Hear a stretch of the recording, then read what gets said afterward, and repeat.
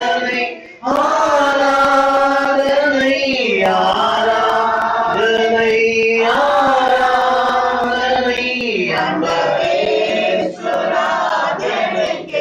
ஆவியான தேவனுக்கே ஈசுராஜனுக்கே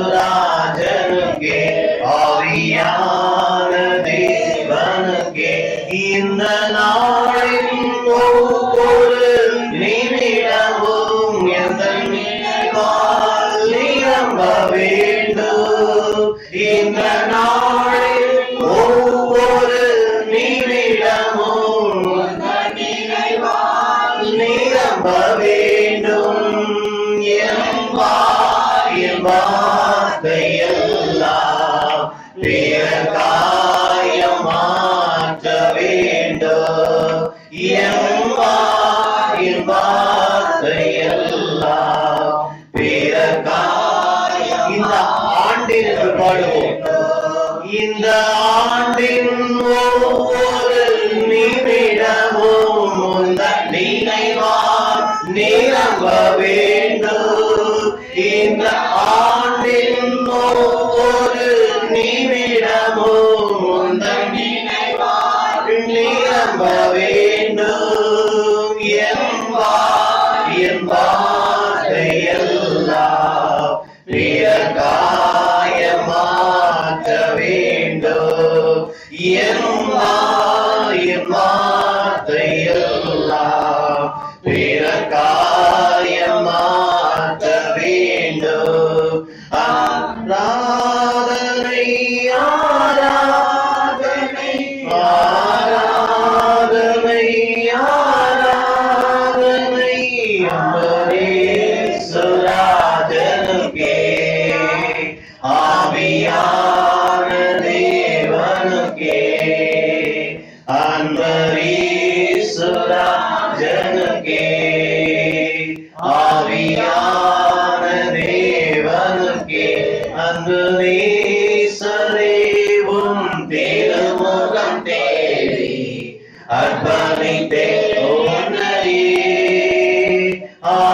ஆராதனை துதி ஸ்தோத்திரங்கள் அப்பனே உமக்கு தந்தேன். என் ஏக்கமெல்லாம் முந்தன் ஏக்கம் விருப்பமெல்லாம் என் இதய துடிப்பாக மாற்று. உந்தன் ஏக்கம் விருப்பமெல்லாம் இதய துடிப்பாக மாற்று. என் ஜீவனாட்கள் எல்லாம் ஜெப வீரன் என்று எழுது. என் ஜீவனாட்கள் எல்லாம் ஜெப வீரன் என்று எழுது.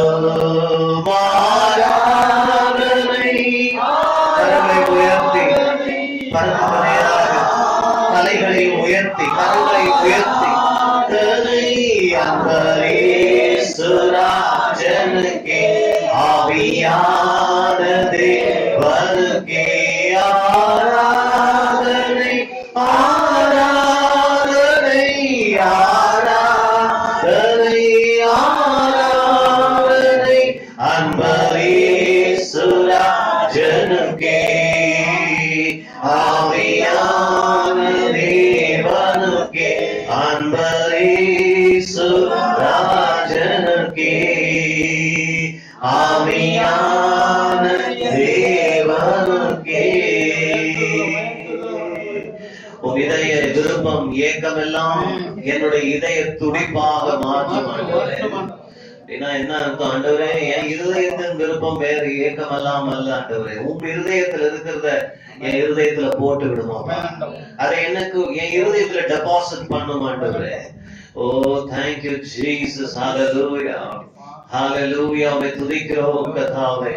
கர்த்தர் உங்களுக்கு நல்லவராக இருந்திருக்கிறார், தொடர்ந்து நல்லவராக விளங்குவார். ஹல்லேலூயா. அவருடைய அன்பிலே மாற்றமே இல்லை, அவருடைய வல்லமையிலே மாற்றமே இல்லை, அவருடைய அரசாட்சியிலே மாற்றமே இல்லை.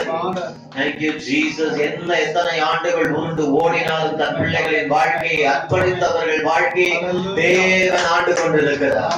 Thank you Jesus. இந்த ஆண்டில் இந்த துவக்கத்திலும் தேவன் உங்களை ஆண்டு கொண்டிருக்கிறார்.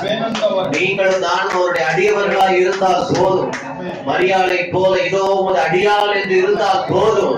பரிசுத்த ஆவியானவர்கள் வாழ்க்கையிலே செய்ய போகும் மகத்தான கிரியைகளை பார்ப்பீர்கள். Hallelujah. Hallelujah.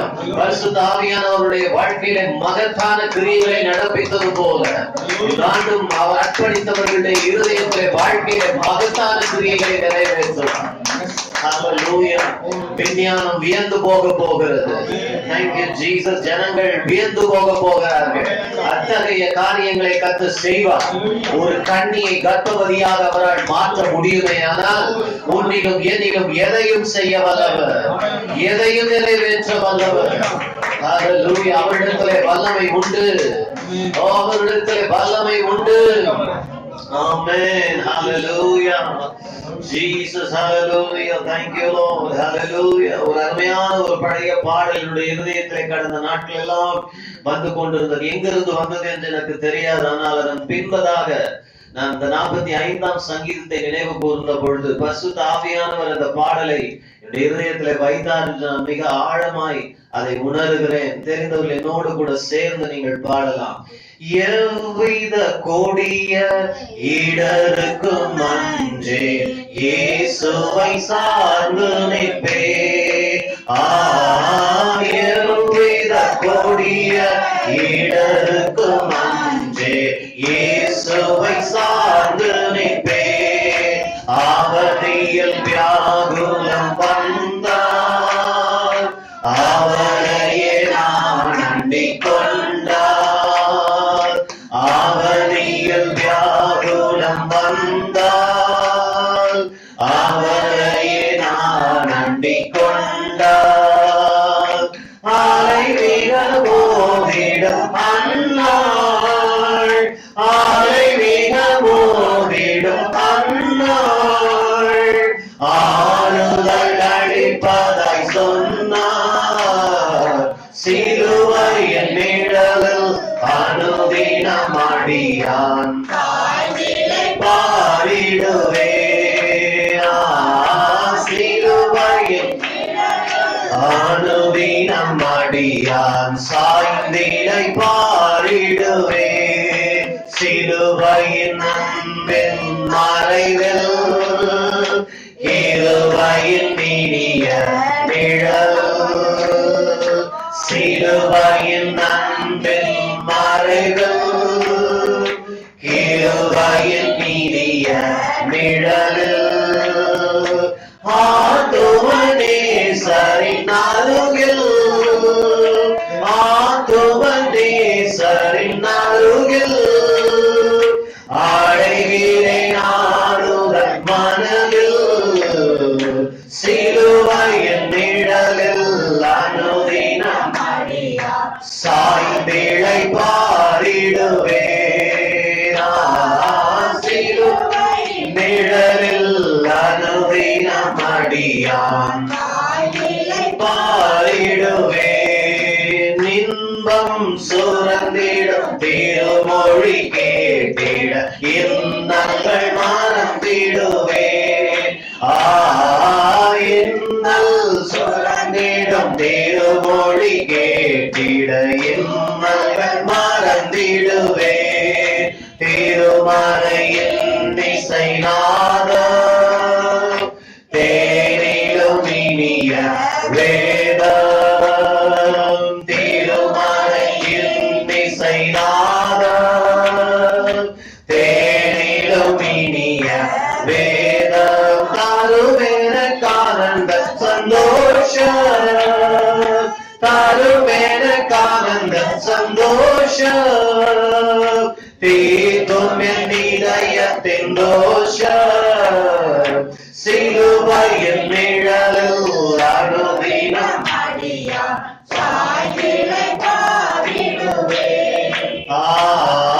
சிலுவை நாடு நிழலிலே, கிருபையின் நிழலிலே பாடிடுவேனா, சிலுவையின் நிழலில் அனுதினம் அடியான். இன்னொரு இசை கூட பாட போகிறோம். எவ்வித கொடிய இடருக்கும் அன்றே இயேசுவை சார்ந்து நிற்பேன். எவ்வித விசுவாச அறிக்கை போல பாடுங்க. இயேசுவை சார்ந்து நிற்பேன். எவ்வித கொடிய இடருக்கும் அன்றே இயேசுவை சார்ந்து நிற்பேன். எவ்வித கொடிய இடருக்கும் அன்றே இயேசுவை சார்ந்து நிற்பேன். அவனில் வியாகுலம் வந்தார், அவரையே நான் நம்பிக் கொண்டார். அவனில் வியாகுலம் வந்தார், அவரையே நான் நம்பிக் கொண்டார். ஆலை மிக மோதிடும் அன்னார், ஆலை மிக மோதிடும் அன்னார், ஆறுதல் அளிப்பதை சொன்னார். சிலுவையின் நிழலில் அனுதினம் அடியான் சாய்ந்திழைப்பாடிடுவேன். சிலுவையின் நிழலில் அனுதினம் அடியான் சாய்ந்திழைப்பாடிடுவேன். சிலுவையின் நிழலில் அனுதினம் அடியான் சாய்ந்திழைப்பாடிடுவேன். சிலுவையின் அன்பின் மறைவில் கிருபையின் இனிய நிழலில், சிலுவையின் கிருபையின் இனிய நிழலில், ஆத்துமனேசரின் அருகில், ஆத்துமனேசரின் அருகில் அடைகிறேன் ஆறுதல் மனதில். கிருபையின் நிழலில் அனுதினம் அடியான் சாய்ந்திழைப்பாடிடுவேன். சிலுவையின் நிழலில் அனுதினம் அடியான் சாய்ந்திழைப்பாடிடுவேன். சிலுவையின் நிழலில் அனுதினம் அடியான் சாய்ந்திழைப்பாடிடுவேன். ஹல்லேலூயா, ஹல்லேலூயா. இந்த உலகத்துல எனக்கு உம்முடைய நிழல் போதும் அப்பா. நான் யாருடைய நிழலிலும் வாழ வேண்டிய அவசியம் இல்லை. உம் நிழல் எனக்கு போதும், உம் நிழல் எனக்கு போதும். அந்த நிழல் இன்பமானது. நான் எந்த மரத்தின் கீழும் இல்லை, கிச்சை மரத்தின் கீழ் இருக்கிறேன். அங்கே என் நேசரோடு கூட இருக்கிறேன். அங்கே அவர் தன்னுடைய உச்சிதமான கனிகளினால் என்னை திருப்தியாக்குவார். அவருடைய நேசம் எனக்கு போதும், அவருடைய அன்பு எனக்கு போதும். ஹல்லேலூயா. அவருடைய கிருபை எனக்கு போதும். என்னோடு கூட ஆத்தும நேசரின் அருகில் இருக்கிறார், ஆத்தும நேசரின் அருகில் இருக்கிறார். தேவ சபையை இந்த மாலை நேரத்திலே கர்த்தர் உன்னை பார்த்து சொல்லுகிற வார்த்தை இதுதான், உன் நேசர் உன்னோடு இருக்கிறார்.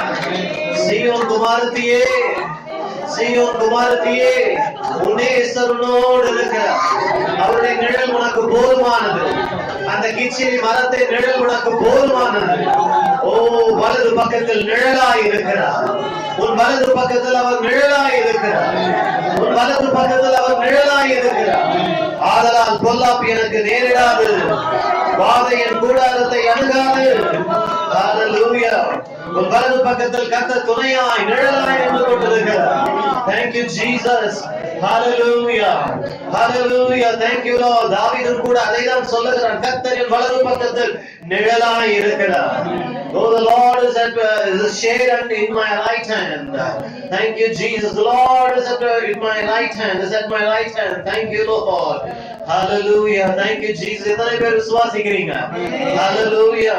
வலப்பக்கத்தில் நிழல் அவரே, வழுவாமல் காப்பவன் அவரே.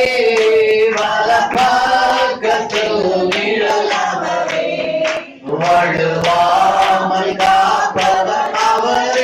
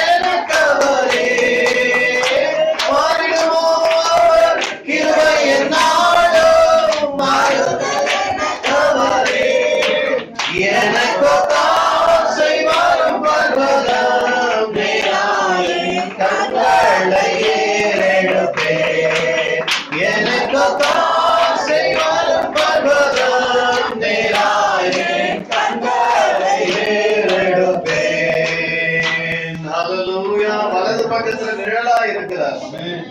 எனக்கு என்ன பயம்? சூரியன் கொளுத்தினாலும் சொல்றான், என்ன பருவநிலை மாற்றம் வந்தாலும் நான் பயப்படேன், ஏனென்றால் அவர் வலது பக்கத்துல இருக்கிறார்.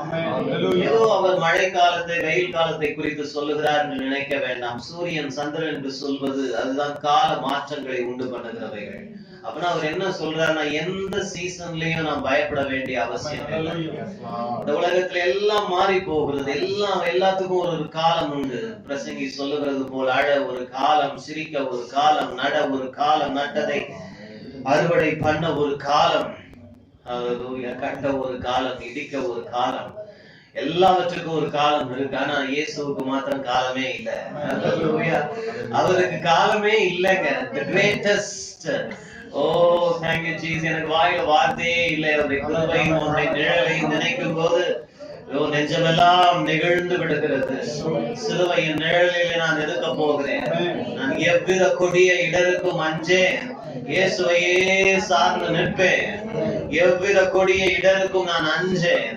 பொல்லாத பிசாசானவனின் வாழ்க்கையில் எனக்கு முன்பதாக ஏராளமான இடரல்களை போடலாம், ஸ்டம்பிளிங் பிளாக்ஸ். ஆனா நான் பயப்பட வேண்டியதில்லை. அவர் என்னோடு கூட இருக்கிறார், வலது பக்கத்திலே இருக்கிறார். Thank you Jesus.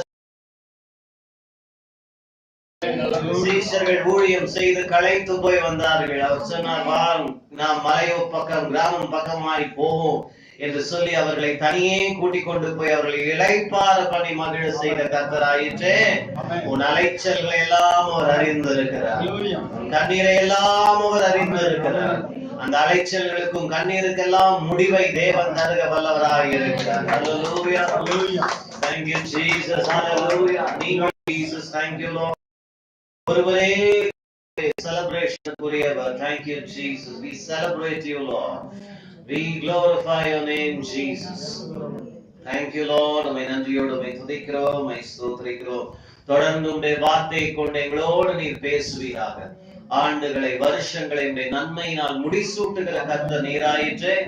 இன்றைக்கும் எங்களுக்கு போகிறேன் மகிமையும் செலுத்துகிறோம் என்று கர்த்தர் என்னுடைய இதயத்திலே வைத்த என்னோடு கூட கடந்த நாட்களில் இடைப்பட்ட வார்த்தையை உங்கள் மத்தியிலே வைக்க விரும்புகிறேன். ஏசாயா தீர்க்கதரிசன புஸ்தகம் 60ஆம் அதிகாரத்திற்கு நேராக உங்களுடைய கவனத்தையும் வேதாகமத்தையும் திருப்பிக் கொள்ளுங்கள். If you have your Bibles, please turn with me to Isaiah chapter 60 and verse 15. Whereas thou hast been forsaken and hated, so that no man went through thee, I will make thee an eternal excellency, a joy of many generations. ஏசாயா 60:15 வாசிக்க கேட்கலாம். நீ நெகிழப்பட்டதும் கைவிடப்பட்டதும் ஒருவரும் கடந்து நடவாததுமாய் இருந்த ஆனாலும் உன்னை நித்திய மாட்சிமையாகவும் தலைமுறை தலைமுறையாய் இருக்கும் மகிழ்ச்சியாகவும் வைப்பேன். இந்த வசனத்தினுடைய கடைசி பகுதியை கவனிப்போம். உன்னை நித்திய மாட்சிமையாகவும் தலைமுறை தலைமுறையாய் இருக்கும் மகிழ்ச்சியாகவும் வைப்பேன் என்று கர்த்தர் சொல்லுகிறார். Hallelujah. I will make thee an eternal excellency and a joy of many generations. இந்த வார்த்தை எப்படி ஆரம்பிக்கிறது பாருங்க. நீங்களும் நானும் கடந்து வந்த பாதையை இது விவரிக்கிறது. இஸ்ரவேல் தேசத்தை குறித்து இங்கே ஏசாயா தீர்க்க தரிசனமாய் உரைக்கிறான். இஸ்ரவேல் தேசமே, நீ கைவிடப்பட்டாய், நெகிழப்பட்டாய், உதாசீனப்படுத்தப்பட்டாய், தள்ளப்பட்டாய், ஒருவரும் வழியா கடந்து போகல. அப்படின்னா என்ன? ஒருவரும் கடந்து போலன்னா அனாதையா இருந்த, ஒருவரும் உன்னை கண்டு கொள்ளவில்லை, அனாதையா இருந்த உன்னை கர்த்தர் எப்படி மாற்ற போகிறார்? அவர் சொல்லுகிறார், உன்னை இப்படிப்பட்ட ஒரு மோசமான நிலைமையில் இருந்த உன்னை நித்திய மாட்சிமையாக நான் மாற்றுவேன். தலைமுறை தலைமுறையும் உன்னை நினைத்து சந்தோஷப்பட போகிறாங்க. இன்றைக்கு நீங்க இந்த வருஷத்தை எப்படி கடப்பது என்று நீங்கள் யோசித்துக் கொண்டிருக்கலாம். இந்த ஆண்டை எப்படி நான் நகர்த்த போகிறேன் அல்லது வரும் காரியங்களை எப்படி எதிர்கொள்ள போகிறேன் யோசிக்கலாம். ஆனா ஆண்டவர் தலைமுறைகளின் கர்த்தராய் இருக்கிறார். He is a God of generations to come. He is a God of generations. See, we have the ability to look only one step ahead, but God looks generations. அவர் அந்த முதலானவைகளை ஆதி முதல் அறிந்திருக்கிறார். தலைமுறைகளை குறித்து கர்த்தர் உன்னோடு என்னோடு வாக்குறுத்தம் பண்ணுகிறார். அப்படியானால் இதிலிருந்து பல காரியங்கள் எனக்கு வெளிப்படுத்தப்படுகிறது, தோன்றுகிறது. எல்லாவற்றையும் எனக்கு உங்களுக்கு சொல்ல ஆசைதான். ஆனால் எப்பொழுதும் போல நேரம் போதாது, சமயம் வாய்க்காது. அவ்வளவையும் சொல்ல முடியாது. பரிசுத்த ஆவியானவர் தொடர்ந்து உங்களோடு கூட இடைப்பட நீங்கள் இந்த வார்த்தையை வைத்து தியானியுங்கள். ஏறக்குறைய டிசம்பர் மாதத்தினுடைய முதல் வாரம் முடிந்த பின்பே கர்த்தர் இந்த வார்த்தையை என்னுடைய இருதயத்திலே வைத்தார். ஆனால் நான் இது எனக்கென்று தேவன் கொடுத்த தனிப்பட்ட வார்த்தையோ என்று யோசித்துக் கொண்டிருந்தேன். இந்த வார்த்தையை கேட்ட உடனே ரொம்ப எக்ஸைட்டிங்கா இருக்குது இல்லைங்களா? உங்களை நித்திய மாட்சிமை ஆக்குவேன். அர்த்தம் புரியுதோ புரியலையோ, ஆனா உன்னை நித்திய மாட்சிமை ஆக்குவேன், உன்னை எல்லாருக்கும் மகிழ்ச்சி ஆக்குவேன் கேட்ட உடனே சந்தோஷம் இருக்குது, எக்ஸைட்மெண்ட் இருக்கு. இப்ப எத்தனை பேர் சந்தோஷமா இருக்கிறீங்க இந்த வார்த்தையை கேட்டு? எல்லாருக்கும் அது சந்தோஷம் வரும். எனக்கும் அதே போல. ஆனா அர்த்தம் புரியல. அது என்ன நித்திய மாட்சிமை ஆக்குவேன்? இட்டர்னல் எக்ஸலன்சினா என்ன? இல்லையே, உன்னை வரப்போகிற தலைமுறைகள் எல்லாம் உன்னை நினைத்து சந்தோஷப்பட போகிறார்கள் என்று சொல்லுகிறாரு. அப்படியானால் என்ன அர்த்தம்? சில நேரங்களிலே வார்த்தை கேட்க ரொம்ப உணர்ச்சி பெருக்கை நமக்கு தூண்டலாம், ஆனால் அர்த்தம் புரியாமல் இருக்கும். கடந்த சில நாட்களாக, வாரங்களாக முதல்ல இது எல்லாருக்குரிய வாக்குத்தத்தமா என்று எனக்குள் ஒரு தடுமாற்றம் இருந்து கொண்டே இருந்தது. அதன் பின்பு இது சரி, எல்லாருக்கும் கர்த்தர் கொடுத்த வார்த்தை தான் என்று நான் உணர்ந்து கொண்ட பின்பு அர்த்தம் எனக்கு விளங்கவில்லை. ஏன்னா சும்மா எதையோ உன்னை என் இஷ்டத்துக்கு நான் கொண்டு வந்து சொல்வதற்கு அல்ல. வேத வாக்கியங்கள் எல்லாம் தேவ ஆவியினால் அருளப்பட்டவை. No scripture is of any man's private interpretation. எந்த தனி மனுஷனும் அதற்கு தம் இஷ்டம் போல வியாக்கியானம் கொடுக்க முடியாது. ஆவியானவர் எழுதினார், அவர் தான் அதை திறந்து கொடுக்க வேண்டும். இப்படி யோசித்துக் கொண்டே இருந்த பொழுது பரிசுத்த ஆவியானவர் கடந்த நாட்களில் இதை குறித்து என்னோடு அதிகமாக இடைப்பட்டார். அதைதான் உங்கள் மத்தியிலே நான் வைக்க விரும்புகிறேன். ஆனால் அதற்கு முன்பதாக அந்த வசனத்தை நீங்கள் கவனிக்கும் பொழுது தலைமுறைகளும் கொடுக்கப்பட்டிருக்கிறது, நித்தியம் என்று கொடுக்கப்பட்டிருக்கு. அதாவது என்றென்றைக்கும் உன்னை மாட்சிமை ஆக்குவேன், வரும் தலைமுறைகளுக்கு எல்லாம் அப்படின்னு சொல்லும் போது இது எதங்க குறிக்குது? எதிர்காலத்தை குறிக்குது, வருங்காலங்களை குறிக்குது. அப்படின்னா வருங்காலத்தை குறித்து எவ்வளவு பாசிட்டிவா அஃபர்மேட்டிவா ஆண்டவர் இங்க பேசுறார் என்பதை பார்க்கும் பொழுதே பரிசுத்த ஆவியானவர் என்னோடு ஒன்று பேசினார். அது என்ன தெரியுமா? இவ்வளவு திட்டமாய் ஆண்டவர் பேசும் பொழுது வார்த்தையின் மூலமாய் அறிந்து கொள்கிறேன், வருங்காலங்கள் என்னை ஜெயிக்க முடியாது, நான் காலங்களை ஜெயிப்பேன். நீங்க அதை நம்பணும், நீங்க அதை விசுவாசிக்கணும். அது எப்படி நீ காலத்தை ஜெயிப்ப? நீ என்ன ஆண்டவனா? நான் ஆண்டவன் அல்ல. ஆனா வேதம் சொல்லுகிறது, உன் விசுவாசமே உலகத்தை ஜெயிக்கும். இப்ப விசுவாசிக்கிறீங்களா? இப்ப நம்புகிறீங்களா? வார்த்தை அதை சொல்லுகிறது. ஆகையினாலே நித்திய மாட்சிமைன்னு சொல்லும் பொழுது காலங்கள் எவ்வளவு காலம் இருக்குது பாருங்க. forever அப்படின்னு சொல்லப்பட்டிருக்கு. joy of many generations, source of joy of many generations சொல்லும்போது என்னை நினைத்து வரும் தலைமுறை மகிழ போகிறது. இன்னைக்கு உங்களை நினைச்சு யாராவது சந்தோஷப்படுறாங்கன்னா பதில் சொல்லாதீங்க, வச்சுக்கோங்க. இல்லையா? பல நேரங்களில் நம்மளை நினைச்சு நிறைய பேர் சந்தோஷப்படுறது இல்லை. நம்மளை நினைச்சு பொறாமப்படலாம், எரிச்சல் படலாம், கோவப்படலாம். சில நேரங்கள்ல செத்து போனா கூட நல்லா இருக்கும்னு நினைக்கிற ஜனங்கள் எல்லாம் இருக்கு. அதான் அந்த வசனம் சொல்லுது.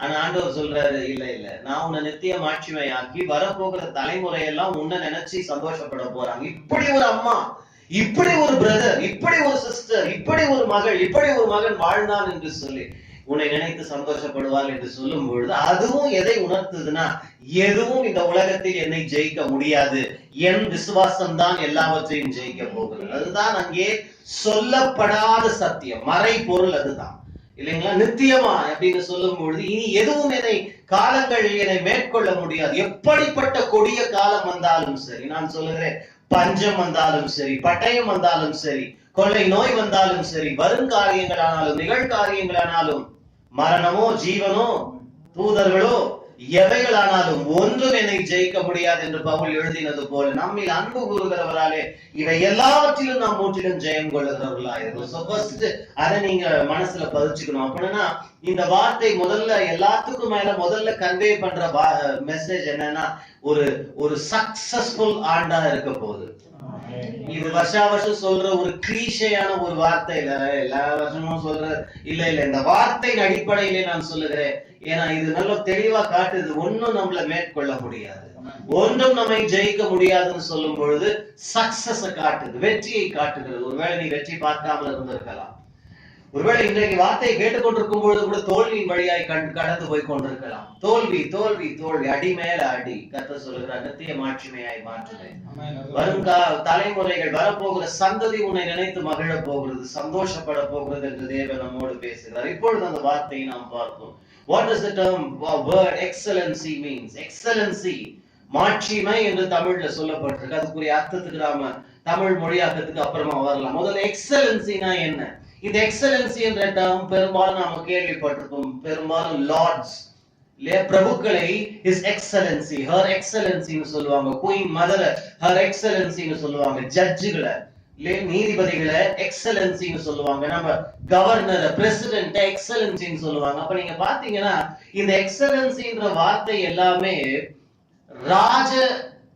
ராஜரீக வார்த்தையாய் அது காணப்படுகிறது இல்லையா, ஒரு ராயல் டேர்மா, ஒரு ரீகல் டேர்மா காணப்படுகிறது. இது ஒரு மேற்போக்கான பொருள் தான். ஆனால் வேதம் இதை குறித்து என்ன சொல்லுகிறது என்று யோசித்த பொழுது பல மொழிபெயர்ப்புகளை நான் பார்த்தேன். அந்த காரியங்கள் எல்லாம் சொல்லுகிறேன். அதெல்லாம் நீங்க புரிந்து கொண்டாதான் பின்வரும் செய்தியினுடைய சாராம்சத்தை நீங்கள் புரிந்து கொள்ள முடியும். Excellency, new international version NIV Bible சொல்லுகிறது இட்டர்னல் பிரைட்.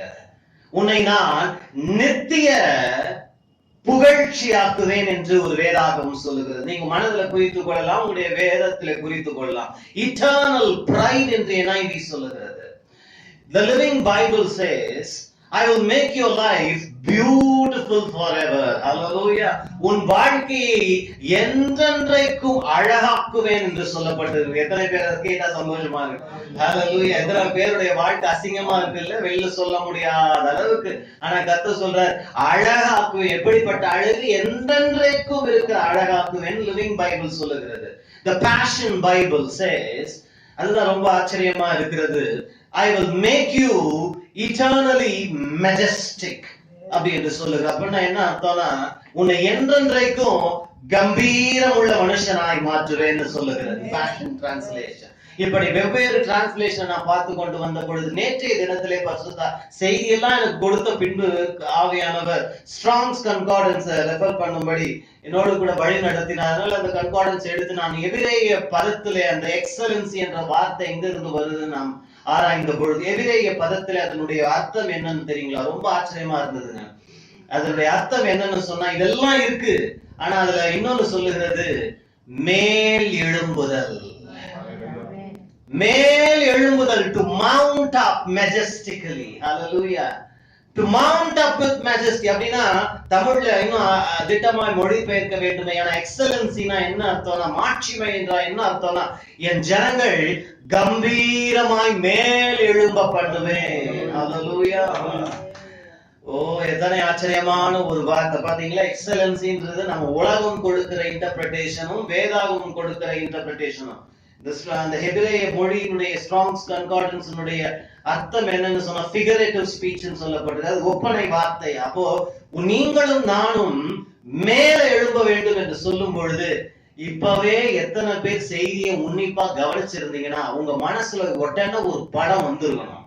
என்ன படம் வந்திருக்கணும் தெரியுமா? எது மெஜஸ்டிக்கா மேல எழும்பும் தெரியுமா? தி ஈகிள். யார் சொன்னது? ஹல்லேலூயா.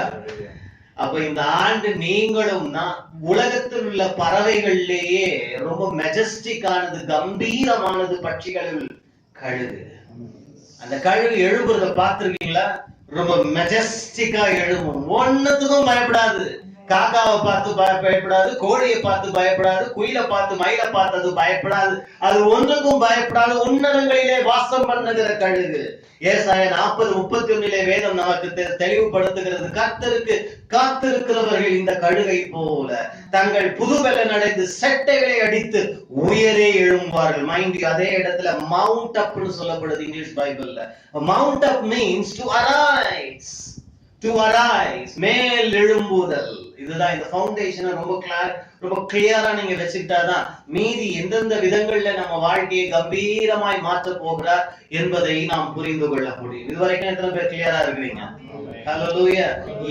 ஒன்னும் பிரச்சனையே இல்லைங்க. எக்ஸலன்சின்ற வார்த்தையை மறக்க முடியாதபடி இருக்கணும்னா, மறக்காம இருக்கணும்னா கழுக மனசுல வச்சுருங்க. இந்த ஆண்டு முழுவதும் எப்படி இருக்க போறீங்க? கழுக போல மேல எழும்புங்க. கழுகை போல மெஜஸ்டிக்கா கம்பீரமாய் கர்த்தர் எழும்ப பண்ண போகிறார். ஹல்லேலூயா. நாம் எல்லாரும் கீழே விழுந்து இருக்கிறோம். நீதிமான் 7 தரம் விழுந்தால் நீங்க எதுல விழுந்திருக்கீங்கன்னு தெரியல. Financially you may be cast down. Even Paul says being cast down in 2 Corinthians chapter 4. கீழே தள்ளப்பட்டும் அப்படின்னு எழுதி இருக்கார். வாசிச்சிருக்கீங்களா? கீழே தள்ளப்பட்டும் நாங்கள் மடிந்து போகிறது இல்லை. அப்படின்னா எந்த பரிசுத்தமானாலும் சரி, யாரானாலும் சரி, கீழே தள்ளப்படுதல் வரும். உலகத்தின் காரியங்கள் நம்மை கீழே தள்ளி அடிக்கும். அந்த டேர்ம் ஆக்சுவலா பவுல் எழுதும்போது என்ன பாக்ஸிங் டேர்ம் அது. பாக்ஸிங் பாத்திருக்கீங்களா இல்லையா? குத்து சண்டை அந்த ரிங்ல நடக்கிறது. 2 பேர் குத்து சண்டை போடும் பொழுது ஒருத்தன் குத்து சண்டையில என்ன பண்ணுவான்? அடிச்சு கீழே தள்ளுவான். அததான் பவுல் எழுதுறாரு. எத்தனை பேரை வாழ்க்கை இன்னும் குத்து சண்டை அடிச்சு கீழே தள்ளி இருக்க? ஒன்னும் கேட்க வேண்டியதே இல்லை. 2020 அநேகர் அந்த குத்து சண்டை கீழே தள்ளுச்சு. ஆனா கர்த்தர் சொல்லுகிறாரு, நீ மேலே எழும்புவாய். அந்த பாக்ஸிங் ரிங்ல நீ கீழே தள்ளப்பட்டிருக்கலாம். அந்த பாக்ஸிங் கேம் எப்ப தெரியுமா முடியும்? விழுந்தவன் மேல எழும்பாம இருந்தானா முடிஞ்சது கேம். பாத்திருக்கீங்களா? அந்த ரவுண்ட் கொடுக்கும் போது கவுண்ட் பண்ணுவார் ரெஃபரி. 1 2 3 இல்லையா? if you are able to get up, the opponent has no chance against you. உன் எதிராளிக்கு உன்னை மேற்கொள்ள அவனுக்கு வாய்ப்பே கிடையாது. நீ எத்தனை தடவை எழும்புகிறாயோ அதைதான் நீதிமொழிகளில் வேதம் சொல்லுகிறது. நீதிமான் 7 தரம் எழும்புவான். ஹல்லேலூயா. சங்கீதக்காரன் சொல்லுகிறான், அவர் கீழே தள்ளப்பட்டவர்களை தூக்கி விடுகிற தேவன். அதுதான் எக்ஸலன்சி. அதுதான் நமக்கு வேணும். கீழே விழாத ஒரு ஜீவியம்னு கிடையாது. சிறு பிள்ளைகளானாலும் சரி, எல்லாரும் விழுந்து விழுந்துதான் எழும்புகிறார்கள். இன்னைக்கு நீ எதிலே விழுந்து போயிருக்கிற? பொருளாதாரத்திலே விழுந்து போயிருக்கலாம், சரீர பிரகாரமா எமோஷனலா விழுந்து போயிருக்கலாம், வேலை விஷயத்துல, கரியர் வைஸ் எல்லாவற்றிலும் எந்தெந்த இடத்துல எல்லாம் நீ வீழ்ச்சியை சந்தித்தாயோ, வீழ்ந்த இடங்களில் இருந்தெல்லாம் கர்த்தர் மெஜஸ்டிக்கா எழும்ப பண்ண போகிறேன். அழுகை போல நான் எழும்ப போகிறேன் உன்னதங்களுக்கு, வாழ்க்கையின் உன்னதங்களுக்கு, ஆவிக்குரிய காரியங்களின் உன்னதங்களுக்கு நான் மேல் எழும்ப போகிறேன். இப்ப பார்க்கலாமா என்னென்ன விதங்களில் எல்லாம் கர்த்தர் நம்மை கம்பீரமாய் மாற்ற போகிறார். அதனால தமிழ்ல இருக்கிற மாட்சிமை என்ற வார்த்தையை எடுத்துருங்க. நீங்க அங்க எப்படி போட்டு வாசிக்கணும்னா, நான் உன்னை நித்திய கம்பீரமாய் மாற்றுவேன். அப்ப இந்த ஆண்டு எப்படிப்பட்ட ஆண்டா இருக்க போது? கம்பீரமான 2021. Excellent 2021. I declare and decree this year to be an excellent year for you in Jesus' name. Hallelujah. Excellent year. Amen.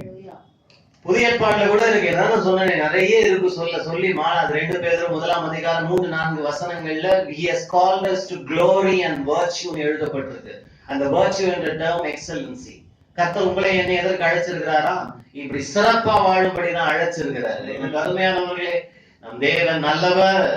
எப்படியெல்லாம் நம்மளை எக்ஸலண்டா மாத்த போறார், எப்படியெல்லாம் நம்மளை மேல் எழும்ப பண்ண போகிறார், அந்த டேர்ம் எல்லாத்தையும் மனசுல வச்சுங்க. நித்திய புகழ்ச்சி, உன் வாழ்க்கைய நித்தியமா அழகாக்குவது எல்லாத்தையும் மனசுல வச்சுங்க. அப்பதான் செய்தி தொடர்ந்து உங்களுக்கு புரியும். அந்த ஃபவுண்டேஷன் ரொம்ப முக்கியம். இப்போ யாக்கோபின் நிருபத்திற்கு நேராக உங்களுடைய வேதாகமத்தை திருப்புங்க. எவ்வளவு வேகமாய் பார்க்க முடியுமோ ஒரு 5 காரியங்களை ஆண்டவரின் மனதிலே வைத்திருக்கிறார். உங்களோடு கூட பகிர்ந்து கொள்ள விரும்புகிறேன். The book of James chapter 5 and verse 11. யாக்கோபின் நிருபம் 5ஆம் அதிகாரம் 11ஆம் வசனத்தை வாசியுங்கள். இதோ பொறுமையாய் இருக்கிறவர்களை பாக்கியவான்கள் என்கிறோமே. யோபின் பொறுமையை குறித்து கேள்விப்பட்டிருக்கிறீர்களே. கர்த்தருடைய செயலின் முடிவையும் கண்டிருக்கிறீர்களே. கர்த்தர் மிகுந்த உருக்கமும் இரக்கமும் உள்ளவராய் இருக்கிறார். நீங்க யோசிக்கலாம், வாசிச்ச வசனத்துல கம்பீரத்தையும் காணும், மாட்சிமையும் காணும், மகிமையும் காணுமே. என்ன பேசுறாரு ஆண்டவர்? அதான் நான் சொன்னேன். அந்த எக்ஸலன்சி என்ற வார்த்தைக்குரிய பொருள் என்ன, அர்த்தம் என்ன? கம்பீரமாய் மேல் எழும்புதல். அப்ப இங்கே யோபுவை குறித்து யாக்கோபு எழுதுகிறான். யோபுவினுடைய முடிவை அறிந்திருக்கிறோமே. யோபுவினுடைய பொறுமையை குறித்தும் யோபுவினுடைய முடிவை குறித்தும் யாக்கோபு வலியுறுத்துகிறார். யாக்கோபு பொறுத்த வரைக்கும் யோபுவின் புஸ்தகம் ஏறக்குறைய 42 அதிகாரம் இருக்குது. அந்த 42 அதிகாரத்தையும் அவர் 2 வசனத்துல சுருக்கமா சொல்லிட்டாருப்பா. யோபுவினுடைய கதையை நீ எடுத்துக்க வேண்டியது என்ன தெரியுமா? யோபுவினுடைய பொறுமையும் யோபுவினுடைய கர்த்தர் அவனுக்கு கொடுத்த முடிவையும் 2ஐயும் நீங்க அறிஞ்சிருக்கிறீங்களா? ரெண்டையும் அறிஞ்சிருக்கிறீங்களா? இப்ப தெரியுதுங்களா கர்த்தர் அவனை மேல எழுப்ப பண்ணினாரா இல்லையா என்று சொல்லி பார்க்க போகிறோம். அதை தான் நாம் பார்க்க போகிறோம். எனக்கு அருமையான தேவனுடைய பிள்ளைகளே, excellency, to mount up, to rise up gloriously, majestically like an eagle. அதுதான் தேவனுடைய விருப்பமாய் காணப்படுகிறது. யோபினுடைய வாழ்க்கையில் நடந்த எல்லாம் உங்களுக்கு தெரியும். அடுத்து அடிமேல் அடி விழுந்து கொண்டே இருந்தது. முதலாவது அவன் தன்னுடைய கால்நடைகள் இல்லையா, ஆடு மாடுகளை இழந்தான், ஒட்டகங்களை இழந்தான், எல்லா மிருக ஜீவன்களையும் இழந்தான். அப்படின்னா என்ன அர்த்தம்? முதல்ல வேலை போச்சு. அப்பனா என்ன அர்த்தம்? பொருளாதாரத்துல அடி வாங்கினான், பொண்ணும் போச்சு, வெள்ளியும் போச்சு, எல்லாம் கொள்ளை உடைமையும் போனது. பின்பு ஒரே நாள்ல எல்லா பிள்ளைகளும் குமாரரும் குமாரத்திகளும் ஒரு வீட்டில் இருந்த பொழுது வீடு இடிந்து விழுந்து எல்லாரும் செத்து போனார்கள். யோசித்து பாருங்க. இப்படி அடுத்த அடிமேல் அடியை பிசாசானவன் கொண்டு வந்து கொண்டிருந்தான் அவனுடைய வாழ்க்கையில. இந்த கதையெல்லாம் உங்களுக்கு தெரியும். அப்படி அடிமேல் அடிப்பட்டவனை பிசாசானவன் இன்னும் நைய புடைக்கும்படியாக அவனுடைய சரீரத்தையும் தொடுகிறதை நாம் பார்க்கிறோம். சரீரமும் தொடப்பட்டது. சரீரம் தொடப்பட்ட பொழுது அவன் புண்களினால் பருக்களினால் பாதிக்கப்பட்டவனாய் அவன் நடு முச்சந்தியிலே வந்து உட்கார்ந்து, சாம்பலிலே உட்கார்ந்து ஒரு ஓட்டை எடுத்துக்கொண்டு சுரண்டி கொண்டிருந்தான். சீழ் வடிகிறது, நாற்றம் எடுக்கிறது. ஒரு காலத்துல மெஜஸ்டிக்கா வாழ்ந்த ஒரு மனுஷன், கம்பீரமாய் தலை நிமிர்ந்து நீதிமான், தேவனுக்கு பயந்தவன், உத்தமன். இந்த ஊரிலேயே கிழக்கத்திய புத்திரர்களில் இவரை போல செல்வந்தன் ஒருவனும் இல்லை என்று பெயர் பெற்று புகழ்ச்சியோடு கீர்த்தியோடு வாழ்ந்த மனுஷன் நடு தெருவிலே ஒன்றும் இல்லாமல் சீழ்வடிந்தவனாய் புண் பிடித்தவனாய் உட்கார்ந்து கொண்டிருக்க. வாழ்க்கை எல்லாம் போச்சுங்க. ஒண்ணு மாத்திரம் போல. என்ன போல சொல்லுங்க? ஆமா, மனைவி மாத்திரம் போல இல்லையா? மனைவியை தவிர எல்லாத்தையும் இழந்தானோ? யோசிச்சு போய் எல்லாம் போச்சு, மனைவியை தவிர எல்லாத்தையும் இழந்தான். ஏன் அந்த மனைவியை இழக்கல தெரியுமா? அவதான் அவனுக்கு முள்ளாய் நின்றார். அவன் சொல்லுகிறான், என்னத்தையா இன்னும் விசுவாசம், என்னத்த விசுவாசம்? எல்லாம் போச்சு, உயிர் வேலை போச்சு, பணம் போச்சு, பிள்ளை போச்சு, வீடு போச்சு, ஆஸ்தி போச்சு. இன்னத்துக்கு நீ என்னத்துக்கு வாழ்ற? நீ வாழ்றதோட செத்து போ. அதுவும் எப்படி சாகணுமா? சும்மா சாவாத. தேவனை தூஷித்து உன் ஜீவனை விடு. Blaspheme God. Enough. What's the point of you living? You are useless. Imagine the tragedy. தன் மாம்சத்திற்கு மாம்சமானவள், ஒரே சரீரம் என்று வேதம் அழைக்கிறது. யோசிச்சு பாருங்க. இதுதாங்க வாழ்க்கையினுடைய நிந்தை. சில நேரங்களில் நம்முடைய வாழ்க்கை இப்படிப்பட்ட கடும் வேதனைகளின் வழியாய் கடந்து செல்ல நேரிடுகிறது இல்லைங்களா? வாழ்க்கையில எல்லாம் ஸ்மூத் செயலா போயிட்டு இருக்கும் பொழுது எல்லாரும் நமக்கு சாதகமா இருப்பார்கள். ஆனா காரியங்கள் மாறும் பொழுது கட்டின மனைவியும் பெற்ற பிள்ளைகளும் கூட சில நேரங்களில் உன் விசுவாசத்திற்கு எதிராக எழும்பலாம், உன் உடன்பிறப்புகள் எதிராக எழும்பலாம், உன் நண்பர்கள் சிநேகிதர்கள் விரோதமாய் எழும்பலாம். ஆனால் நீ செய்ய வேண்டியதெல்லாம் இந்த மன சித்திரத்தை மனதிலே வைத்துக்கொள். என்ன நடந்தாலும் சரி, நான் சாம்பலில் உட்கார்ந்தாலும் சரி, என் கர்த்தர் என்னை நித்திய கம்பீரம் உள்ள மனுஷனாய் கர்த்தர் மாற்றுவார். நான் திரும்ப எழும்புவேன். என்ன அருமையான ஒரு மனுஷன். எல்லாவற்றையும் இழந்தவன் சொல்லுகிறான், பைத்தியக்காரி பேசுகிறதை போல் பேசுகிறான். எவ்வளவோ தேவனிடத்திலிருந்து பெற்றோமே. அவன் விசுவாசம் ரொம்ப ஆச்சரியமான ஒரு விசுவாசம். அவன் சொல்லுகிறான், நான் போகிற பாதை அவர் அறிந்திருக்கிறார். எத்தனை பேருக்கு அந்த ஆறுதல் இல்லை? நான் சொல்லுகிறேன், ஆறுதல மனுஷனிடத்தில் தேடி பிரயோஜனம் இல்லை. அவர்களும் நம்மை போல் மனுஷர்கள் தான்.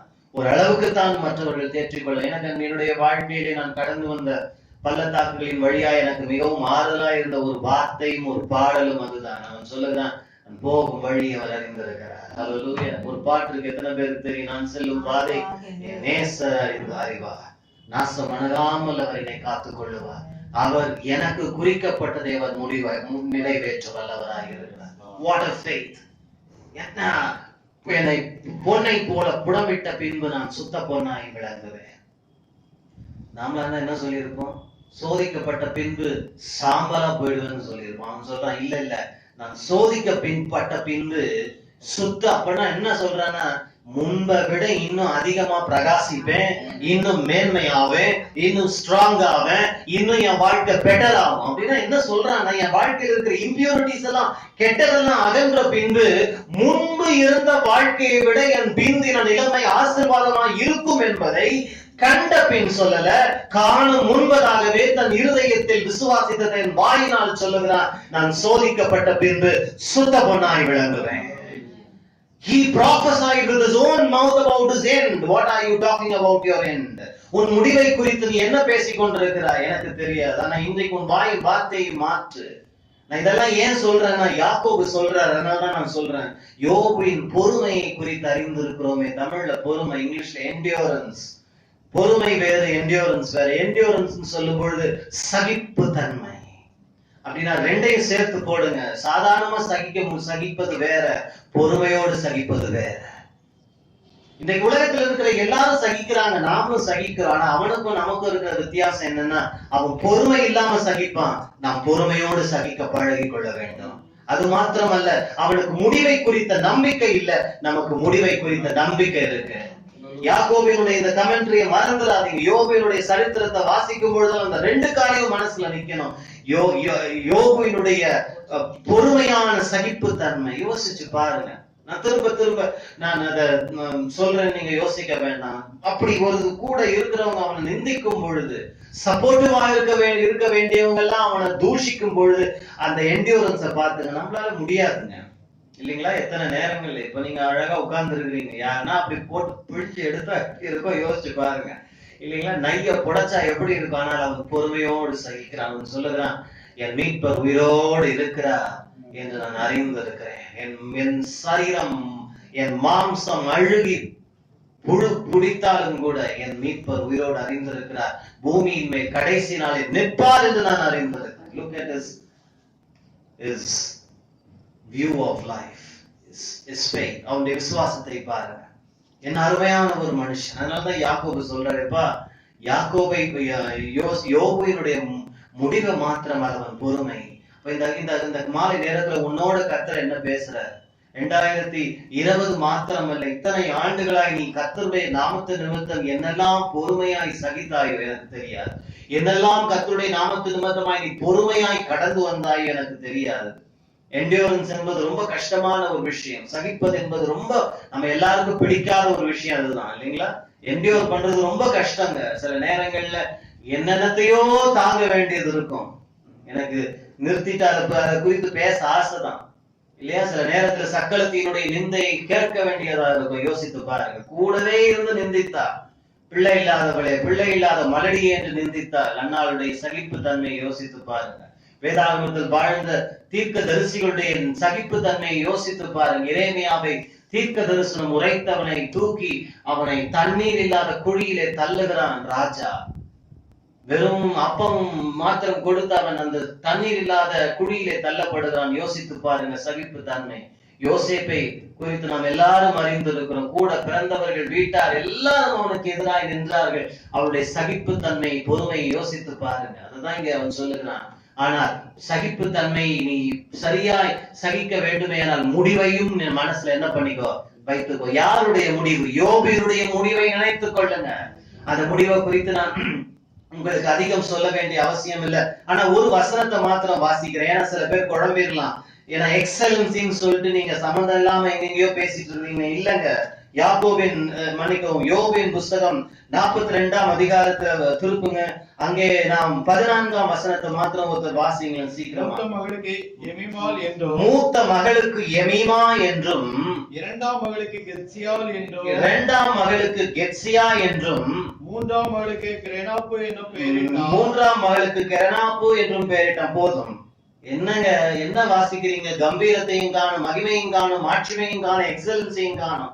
அவன் இழந்த எல்லாவற்றையும் திரும்ப பெற்றான். 10 பிள்ளைகள், 7 குமாரர்கள், 3 குமாரத்திகளை பெற்றெடுக்கிறான்.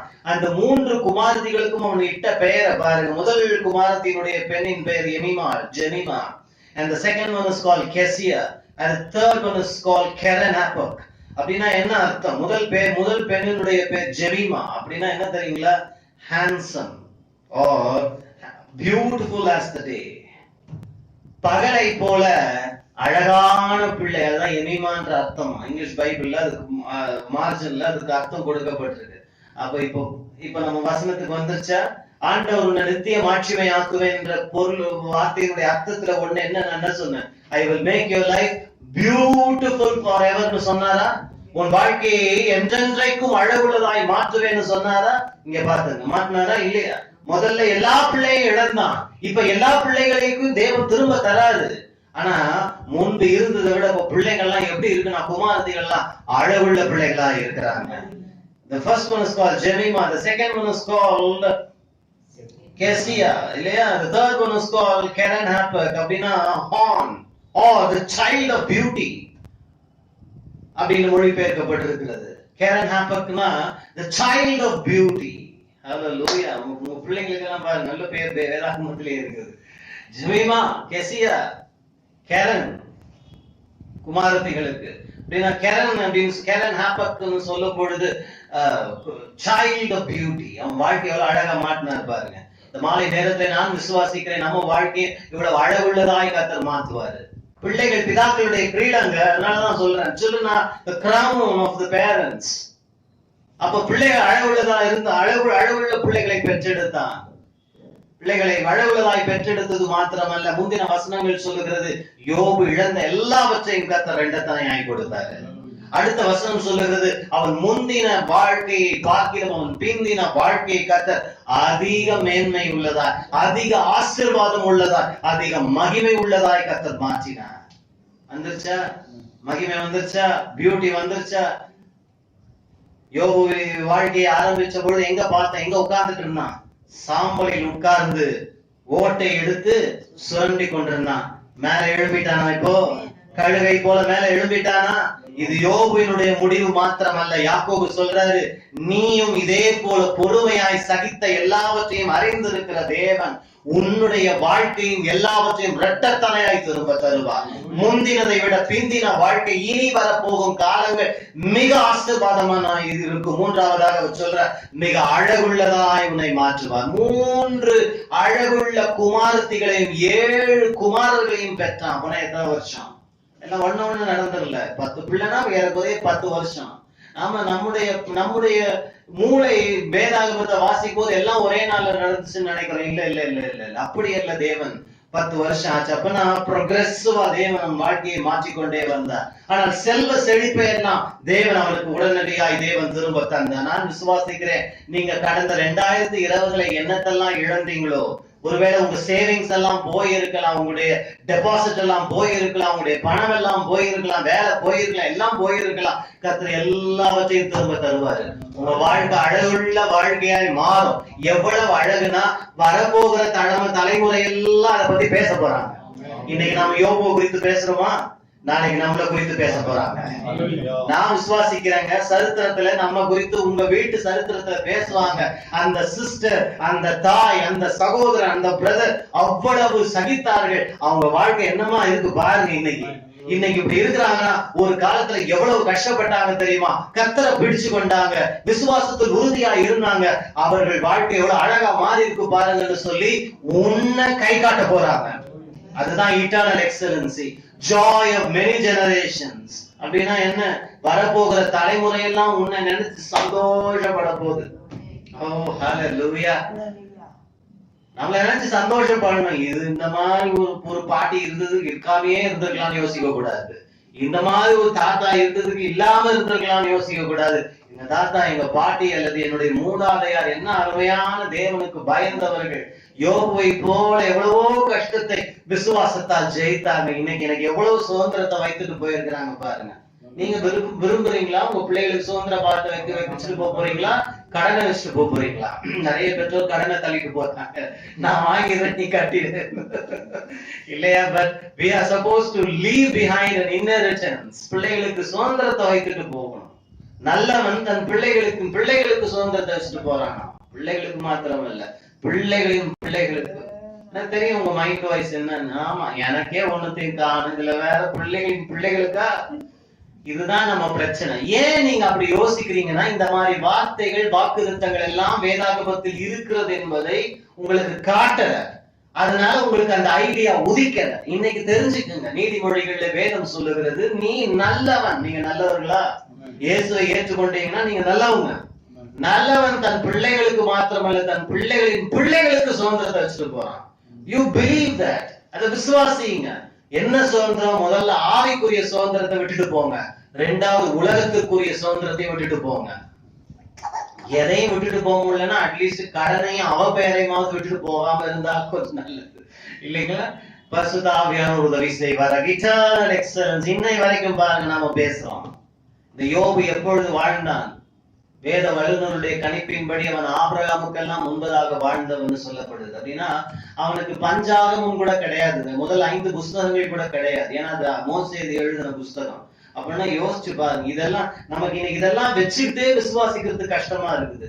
அவனுக்கு ஒண்ணுமே தெரியாதுங்க, 10 கற்பனைகள் கூட கிடையாது, ஒண்ணுமே கிடையாது. நான் விசுவாசத்தை பாருங்க, ரொம்ப மூத்த ஒரு மனுஷன் என்று வேத வல்லுநருடைய கணிப்பு, ரொம்ப காலத்துக்கு முன்பதாக வாழ்ந்தவன் என்று கணிப்பு உண்மைதான். ஆனா அவன் விசுவாசத்தை பாருங்க. இன்னைக்கு நமக்கு அதிகம் கொடுக்கப்பட்டிருக்கிறது, நம்மிடத்துல அதிகம் எதிர்பார்க்கப்படுகிறது.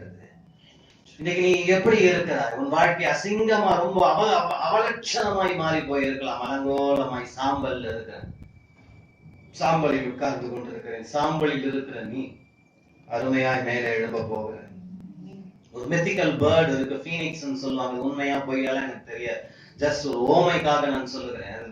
அந்த பீனிக்ஸ் பறவை சாம்பல்ல விழுந்த சாம்பலா மாறினாலும் அது மறுபடியும் மேல எழும்பும்னு சொல்லுவாங்க. அதே போலதான் இன்னைக்கு நீங்களும் நான் சாம்பல்ல, எல்லாத்துலயும் சாம்பல்ல உட்கார்ந்துட்டு இருக்கலாம். ஆனா நம்ம மேல மெஜஸ்டிக்கா கம்பீரமா எழும்ப போகிறோம். கர்த்தர் நம்ம அந்த பாதையில நடக்க போகிறோம். இரண்டாவதாக இன்னொரு கம்பீரமான ஒரு வாழ்க்கை, excellent life, excellent eternal excellency. ரூத்தின் சரித்திரத்திற்கு நேராக வேதாகமத்தை திருப்பிக் கொள்ளலாம். ரூத்தின் சரித்திரத்துல இவருடைய வாழ்க்கையும் எவ்வளவு புகழ்ச்சியா மாத்துறாரு. 4ஆம் அதிகாரம் 11ஆம் வசனத்தை மாத்திரம் வாசிங்க. அப்பொழுது ஒளிமுக வாசலில் இருக்கிற சகல ஜனங்களும் மூப்பரானவர்களும் அவனை நோக்கி, நாங்கள் சாட்சிதான், உன் வீட்டிலே வருகிற மனைவியை, உன் வீட்டில் வருகிற உன் மனைவியை கர்த்தர் இஸ்ரவேல் வீட்டை கட்டுவித்த 2 பேராகிய ராகேலை போலவும் லேயாளை போலவும் வாழ்ந்திருக்க செய்வாராக. நீ எப்பிராத்தாவிலே பாக்கியவனாய் இருந்து பெத்லகேமிலே புகழ் பெற்றிருக்க கடவாய். எப்படி இருக்க கடவாய்?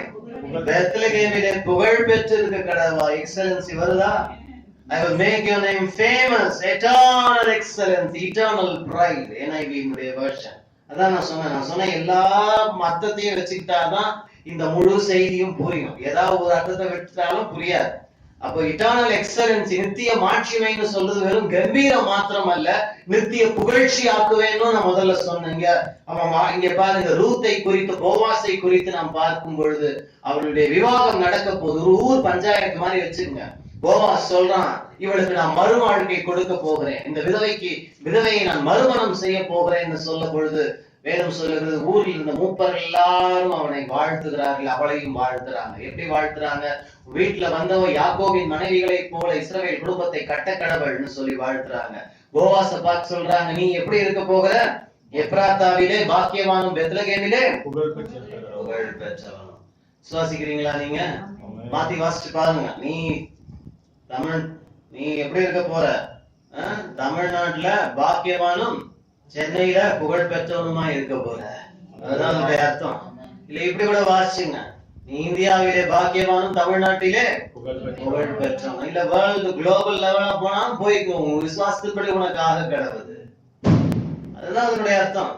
உங்களை நித்திய புகழ்ச்சியாய் மாற்று. ஏன் நம்ம புகழ்ச்சியை நமக்கு தருகிறார்? கீர்த்தியை தேவன் ஏன் தரார்? ஏன் இந்த எக்ஸலன்சியை தரார்?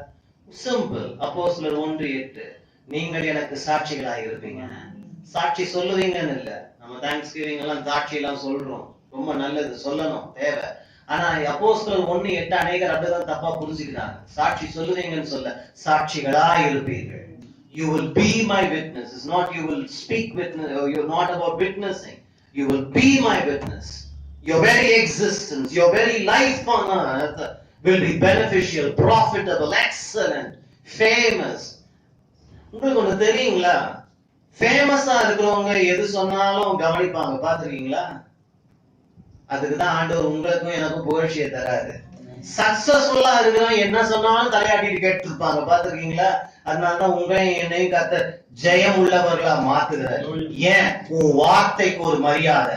நீ என்ன வார்த்தை பேச போற? நற்செய்தி அறிவிக்க போற. உன் வாழ்க்கை எப்பா நீ மாத்திரம் எவ்வளவு, எப்படி உனக்கு மாத்திரம் இவ்வளவு புகழ்ச்சி, எப்படி உன் வாழ்க்கை மாத்திரம் இவ்வளவு சக்சஸா இருக்குன்னு உன்னை கேட்பாங்க. ஏன்னா அவங்க வாழ்க்கையில தோல்வி மேல் தோல்வி, அடி மேல் அடி வரும் பொழுது, வறட்சியிலும் பஞ்சத்திலும் கூட நீ வாழ்ந்திருக்கிறதை சுற்றி இருக்கிற ஜனங்கள் காணும் பொழுது நிச்சயமா கேட்பாங்க, உனக்கு மாத்திரம் எப்படி நடக்குதுன்னு கேட்கும் போது நீ தாராளமாய் சொல்லலாம், நான் விசுவாசிக்கிறவர், ஜீவனுள்ள கர்த்தர், நான் ஜீவனுள்ள தேவனை ஆராதிக்கிறேன். யோசேப்பு சொன்னான், தானியேல் சொன்னான், புற ஜாதியான தேசத்துல சொல்றான் பாருங்க, என் தேவன், என் தேவன். தானியேல் சொல்றான் பாருங்க, யோசேப்பு சொல்றான் பாருங்க, உங்கள் தேவர்களால் அர்த்தத்தை சொல்ல முடியாது, என் தேவன். ஹல்லேலூயா. அதுதான் புகழ்ச்சி. உங்களால சொல்ல முடியும், நீங்க வேலை செய்கிற ஸ்தலங்கள்ல சொல்ல முடியும். கேட்பாங்க உன்னை பார்த்து, பொருளாதாரத்துல நல்லா இருக்கிற, ஹெல்த்ல நல்லா இருக்கிற, உன் குடும்பம் நல்லா இருக்கு, எப்படி நீ சொல்ல முடியும், என் தேவன். ஹல்லேலூயா. அதுக்குதான் புகழ்ச்சி, அதுக்குத்தான் கீர்த்தி. ஆனா அதுக்கு முன்னாடி ஒரு ப்ராசஸ் இருக்கு, எல்லாவற்றையும் பார்க்க முடியாது. ரூத்தின் சரித்திரம் 4 புஸ்தகங்கள் தான், ரொம்ப ஆச்சரியமான புஸ்தகம்ங்க. ஏன் தெரியுங்களா? ரூத்தின் புஸ்தகம் சபையை காண்பிக்கிறது பழைய ஏற்பாட்டிலே.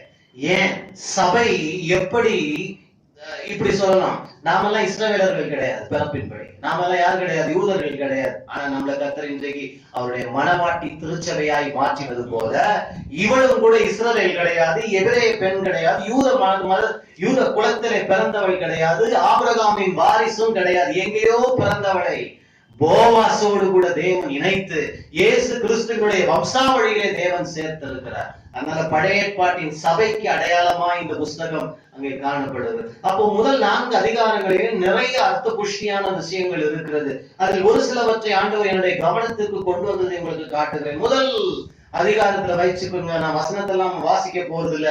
அது முதல் அதிகாரம் முதல் வசனத்துல வேதம் சொல்லுகிறது, எலிமலைக்கும் நகோமியும் பெத்லகேமை விட்டு மோவாபுக்கு போனார்கள். வார்த்தையை கவனிச்சீங்களா? எலிமலைக்கு என்கும் ஒரு மனுஷன் பெத்லகேமை விட்டு தன் மனைவி நகோமியையும் 2 மகன்களையும் கூட்டிக் கொண்டு மோவாபுக்கு போகிறான். The moment you make such a decision to leave, forsake Bethlehem, you are headed in the wrong direction. Bethlehem means the house of bread. Bethlehem என்றால் அப்பத்தின் வீடு. அப்பத்தின் வீட்டை விட்டு நீ எங்க போற? கான்ஃபிளெக்ஸ் பின்னாடி போற. You are leaving bread and you are going behind flaky things. இந்த உலகத்தின் காரியம் அப்படித்தான். இன்றைக்கு அநேகர் இல்லையா அப்பத்தை விட்டு விடுகிறார்கள். நமக்கு இன்றைக்கு இடம் அப்பம் அல்ல, நமக்கு ஜீவ அப்பமாகி இயேசு இருக்கிறாரு. அப்ப பெத்லகேமை விட்டு போவதுன்னு சொல்வது இயேசுவை விட்டு போவதற்கு சமானம். ஆண்டவரே கொஞ்ச நாள் இருந்துக்கும், எனக்கு பிடிக்கல, நான் போயிட்டு வரேன், அப்புறம் எல்லாத்தையும் பார்த்துட்டு அப்புறம் திரும்ப வரேன். நீ தவறான வழியில போயிட்டு இருக்கிற. நடந்துச்சா? நடந்துச்சு. போனாங்க, கொஞ்ச நாள் வாழ்ந்தாங்க. ஆனா என்ன நடந்துச்சு? நகோமி அங்கே தன் 2 மகன்களுக்கும் அருமையான மனைவிகளை திருமணம் பண்ணி வைக்கிறாங்க. ஒரு சில காலம் கழித்து நகோமியினுடைய புருஷன் இறந்து போகிறான், 2 பிள்ளைகளும் இழந்து போறாங்க. ஒரே வீட்டுல 3 விதவைகள். பெத்லகேமை விட்டு போனா அல்லவா? வாழ்க்கையில செய்கிற தவறான தீர்மானங்கள் can be very expensive. தீர்மானங்கள் ரொம்ப முக்கியங்க. வாழ்க்கை என்பதே தீர்மானத்தை பொறுத்து தான் இருக்கிறது. நான் சொல்றதை நீங்க விசுவாசிக்கலன்னா உபாகமத்தின் புஸ்தகம் 19ஆம் வசனம் 15ஆம் வசனம் எல்லாம் வாசித்து பாருங்க. அங்கே வேதம் சொல்லுகிற, நன்மை தீமை உனக்கு உண்பதாக வைக்கிறேன், ஆசீர்வாதத்தையும் சாபத்தையும் உனக்கு உண்பதாக வைக்கிறேன், நீயோ ஆசீர்வாதத்தை தெரிந்து கொள், ஜீவனை தெரிந்து கொள், நீயும் உன் சந்ததியும் வாழ்ந்து இருக்கும்படி. நீங்க நான் எடுக்கிற ஒவ்வொரு முடிவும் நம்மோட முடிந்து போகிறது இல்ல, பின்வரும் சந்ததியையும் ஆசீர்வதிக்கவும் முடியும், சாபமாய் மாற்றவும் முடியும். அப்ப அந்த திறனை யார்கிட்ட கொடுத்திருக்கிறாருன்னா உங்ககிட்ட கொடுத்திருக்கிறாரு, என்கிட்ட கொடுத்திருக்கிறாரு. அதனாலதான் வாழ்க்கையில எடுக்கிற முடிவுகளை குறித்து கவனமா இருக்கணும். சில பேர் ரொம்ப கேஷுவலா ஃப்ரெண்ட்ஸ் சொல்றத கேட்பாங்க, கேஷுவலா அக்கம் பக்கம் வீட்டுல லைஃப் ஆல்டரிங் டிசிஷன்ஸ் கூட சில பேர் இவ்வளவு அற்பமா எண்ணி எடுக்கிறார்கள். பின்பு வாழ்க்கை எங்கேயா போய் சிக்கிட்ட பின்பு ரொம்ப வேதனைப்படுகிறார்கள், இங்கே நடக்கிறது போல.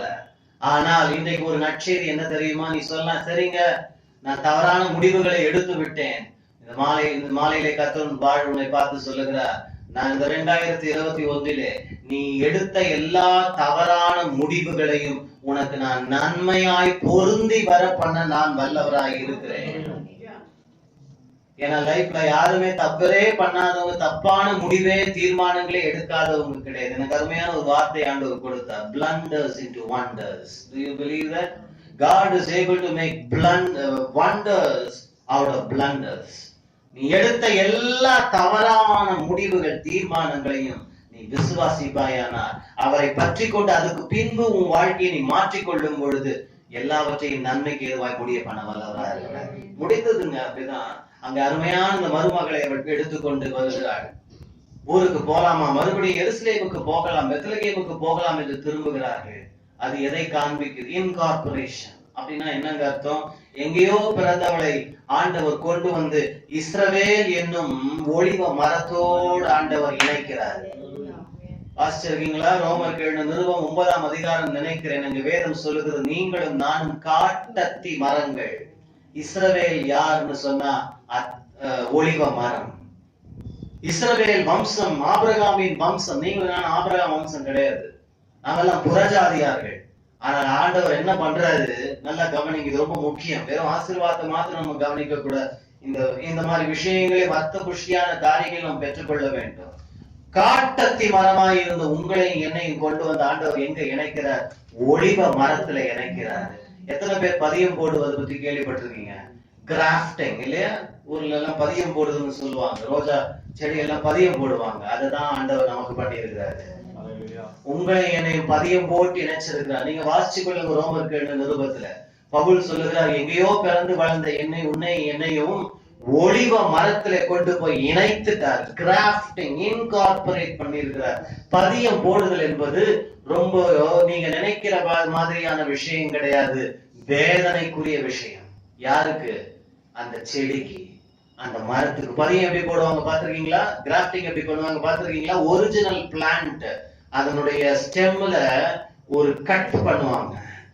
உனக்காக எனக்காக சிலுவையிலே இயேசு அடிக்கப்பட்டார், உடைக்கப்பட்டார், நொறுக்கப்பட்டார். அவருடைய விழா குத்தப்பட்டது. அவருடைய கைகளும் கால்களும் ஆணிகளால் கடாமப்பட்டது, பிளக்கப்பட்டார்.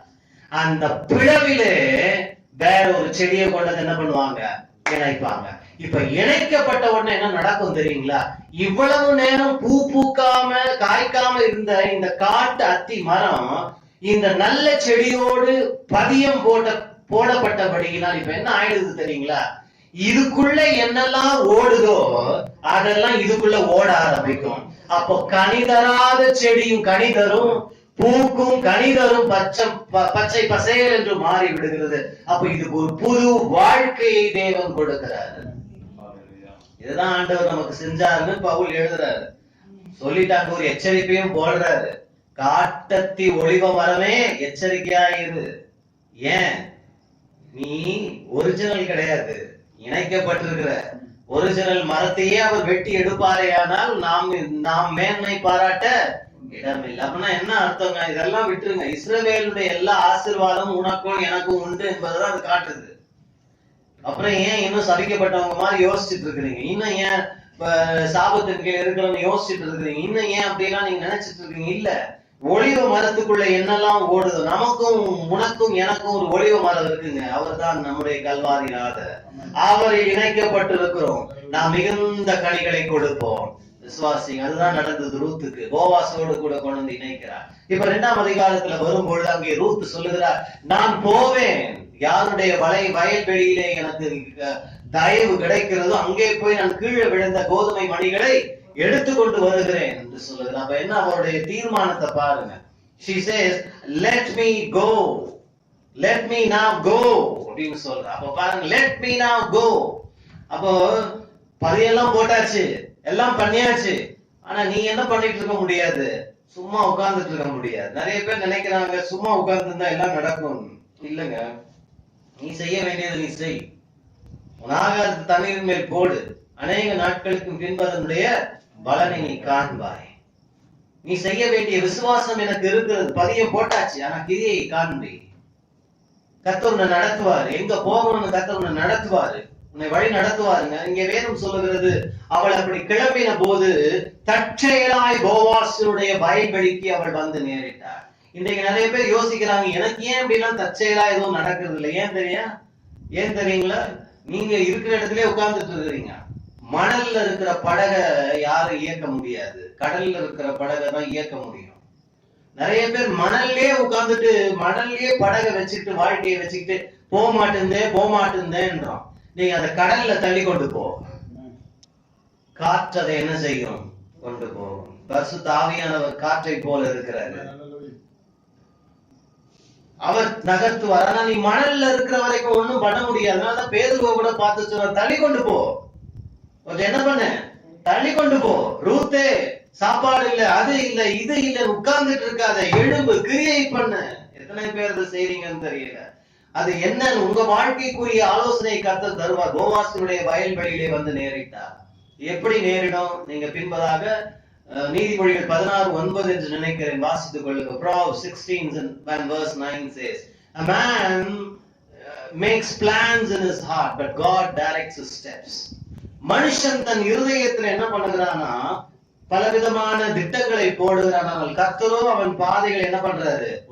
உறுதிப்படுத்துகிறார். ஹல்லேலூயா. அப்போ திட்டம் போடக்கூடாதுன்னு சொல்லல, நீ திட்டம் போடு. ஆனா அது ஆண்டவருக்கு என்ன பண்ண? அர்ப்பணித்து விட. இவ்வளவு மாதிரி நான் என்ன பண்ணுவேன்? போவேன், யார் கண்ணுல தயவு கிடைக்குதோ நான் பெற்றுக்கொண்டு வருகிறேன். இந்த மாலை நேரத்துல நீயும் முயற்சி பண்ணு, நீயும் செய்ய வேண்டியதை செய்து கொண்டு do what you are supposed to do. நீ என்ன செய்ய வேண்டுமோ அதை செய். கர்த்தர் என்ன பண்ணுவாரு? எங்க உன்னை நகர்த்தணுமோ கர்த்தர் நகர்த்துவாருங்க. ரூத்தினுடைய பாதை அழகா நகர்த்தி கொண்டு போவாசுடைய வயல்வெளிக்கு வந்து சேர்ந்தார். ரூத்துக்கு அதை பத்தி எல்லாம் ஒண்ணும் தெரியாது. இஸ்ரவேல் தேசத்துல இப்படி ஒரு சிஸ்டம் இருக்குது, மறுமண வாழ்க்கை இருக்குன்னு அவளுக்கு தெரியாது. ஏன்னா அவ எங்கேயோ பிறந்தவ, அவளுக்கு அந்த கலாச்சாரம் எல்லாம் தெரியாது. தெரியாமலேயே கர்த்தர் அவளை கொண்டு வந்து சேர்த்தது போல உன்னையும் அறியாத வழியிலே கர்த்தர் நடத்துவாரு. You will find yourself in places of blessings. ஆசீர்வாதமான இடங்களிலே ஆவியானவர் உன்னை நடத்தி கொண்டு போவதை நீ காண்பாய். நீ யோசிக்க போகிற, எப்படி இங்கே வந்து சேர்ந்தேன்? கர்த்தர் உன்னை நடத்துவாரு. அதனால கழுத்தை எப்போ ஆண்டவருக்கு ஒப்பு கொடுத்துடணும். இந்த நெக்கு ரொம்ப இம்பார்ட்டன்ட்ங்க. வேதாகம் முழு இந்த கழுத்தை குறிச்சு ரொம்ப நல்லதும் பேசப்பட்டிருக்கு, கெட்டதும் பேசப்பட்டிருக்கு. இஸ்ரவேல் ஜனங்களை அடிக்கடி ஆண்டவர் வணங்கா கழுத்துள்ள ஜனங்கள்னு சொல்லி இருக்காரு. நிறைய பேருக்கு புரியுது இல்ல. ஆப்ஸ்டினேட் நெக்னு சொல்லுவாங்க. அப்படின்னா என்னன்னா, எந்த பக்கமும் திரும்பாது. நீங்க கழுத்து இல்லைன்னா திரும்ப முடியாது. பாத்துருக்கீங்களா? தெரியலன்னா சுளுக்கு பிடிச்சப்பறம் பாருங்க. சுளுக்கு பிடிச்சப்பறம் யாரா பின்னாடி கூப்பிட்டாவ இல்லைங்களா? அப்பதான் கழுத்தினுடைய அருமையே நமக்கு தெரியும். அவ்வளவு நாள் இதை பத்தி நம்ம யோசிக்கிறதே இது ஏதோ ஒரு தேவையில்லாத மாதிரி நம்ம யோசிக்கிறோம். அதேதான், அந்த கழுத்து ரொம்ப முக்கியம். ஏன்னா neck always in the Bible stands for direction, because God can you must be available or let God turn your neck left, right, whichever direction, north, east, south, west, எந்த டைரக்ஷன்லயும் திருப்ப கழுத்தை கர்த்தருக்கு இன்னைக்கு ஒப்புக்கொடு. கர்த்தர் திருப்பாரு. நீ நார்த் பார்த்துட்டு இருப்ப, கர்த்தரோட சவுத்துக்கு காட்டுவாரு. நீ கிழக்க பார்த்துட்டு இருப்ப, கர்த்தரோட மேற்க நடத்துவாரு. கழுத்து ஆண்டவருக்கு ஒப்பு கொடுக்கணும். என்ன? ஆண்டவரே நீ எப்படி திருப்புகிறீரோ நான் அப்படி போறேன் ஆண்டவரே. ஹல்லேலூயா. சரிங்களா? டைரக்ஷன் எல்லாம் வேணும், ஆசீர்வாதம் ஒண்டி வேணும் பாக்குறீங்க. இல்லங்க, தேவனுடைய வழி நடத்துதல்.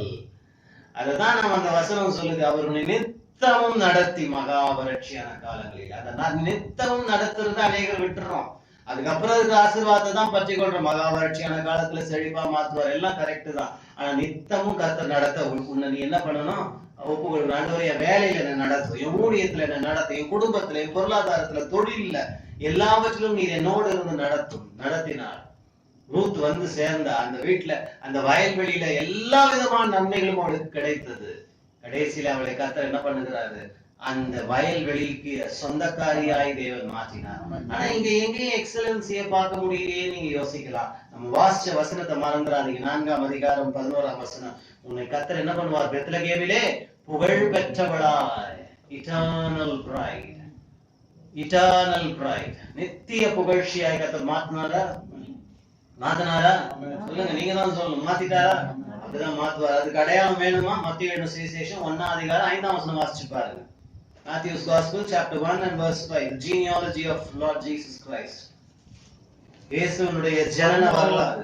போவாசை ராகாவிடத்தில் பெற்றாள். போவாசை ராகாவிடத்தில் பெற்றாள். போவாஸ் ஓபேத்தை ரூத்தினிடத்தில் பெற்றாள். போவாஸ் ஓபேத்தை ரூத்தினிடத்தில் யாரிடத்தில் பெற்றாளாம்? ரூத்தினிடத்தில் பெற்றாள். ஹல்லேலூயா. புரியுதுங்களா? கனெக்ட் பண்ணி பார்க்க முடியுதுங்களா? பொதுவா இஸ்ரவேல் வம்ச வரலாறிலே பெண்களின் பெயர் இடம் பிடிப்பது ரொம்ப கம்மிதான்.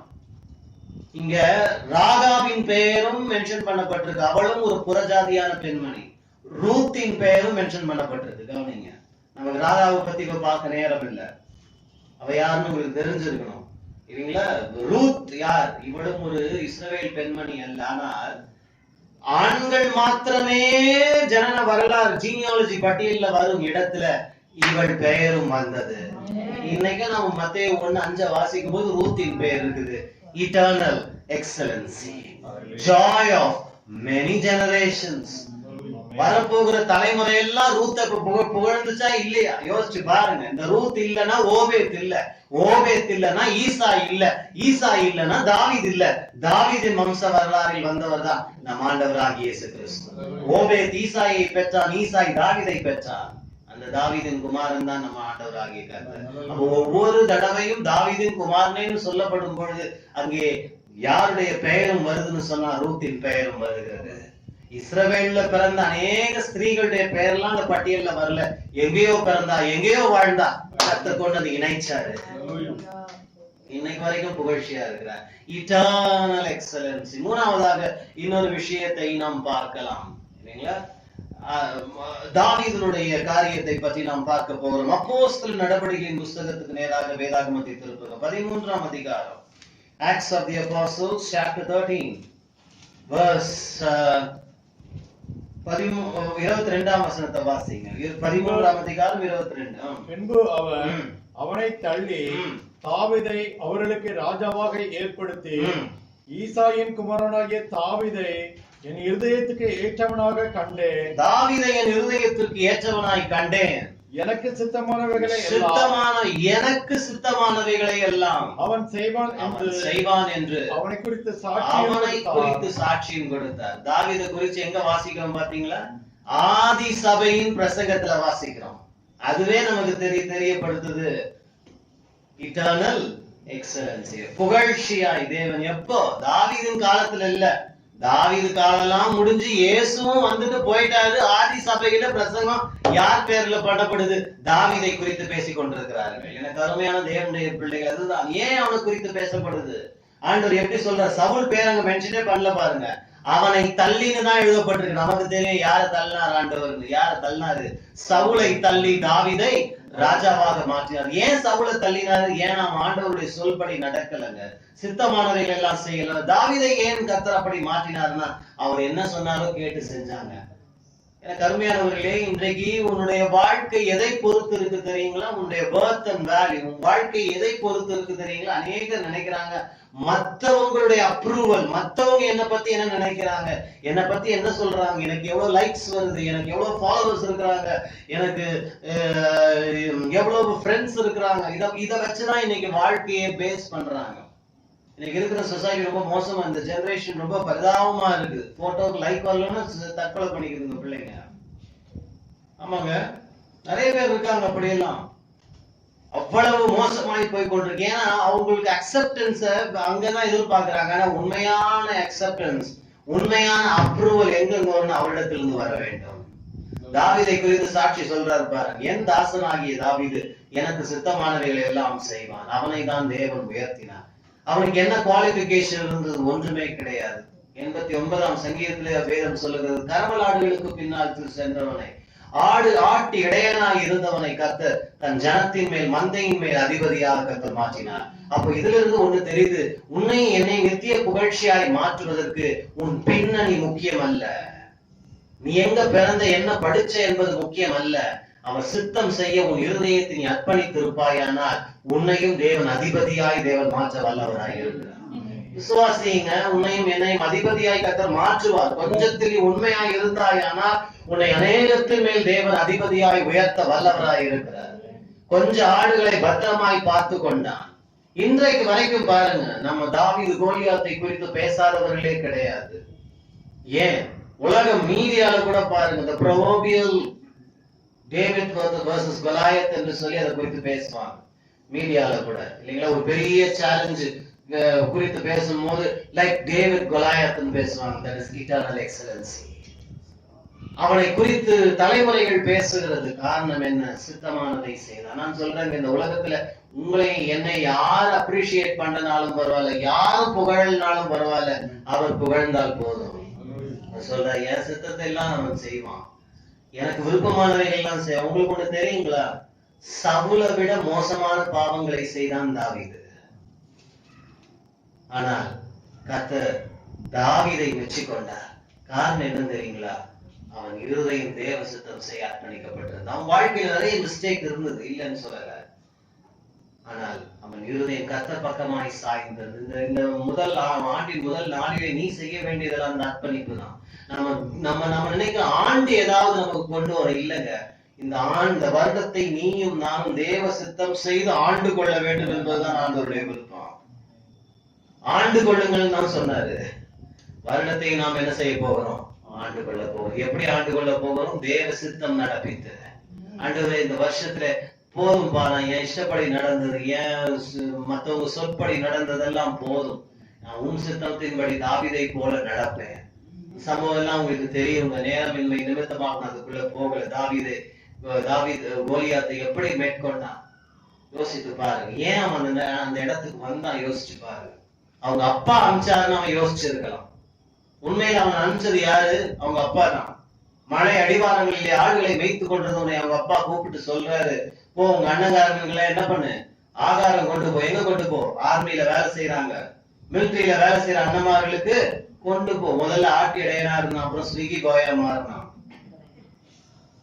டெலிவரி பாயா மாறினான். எந்த தொழிலும் அற்பமானதல்ல. Nothing is beneath us. அதுக்காக தான் ஆண்டவர்கள் வேதாகமத்துல பதிவு செய்து வைத்திருக்கிறாரு.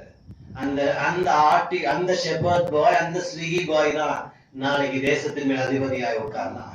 இன்னைக்கு நீ என்ன செஞ்சு கொண்டிருக்கிறது முக்கியம் இல்ல, அதை எப்படி செய்யறதுதான் முக்கியம்.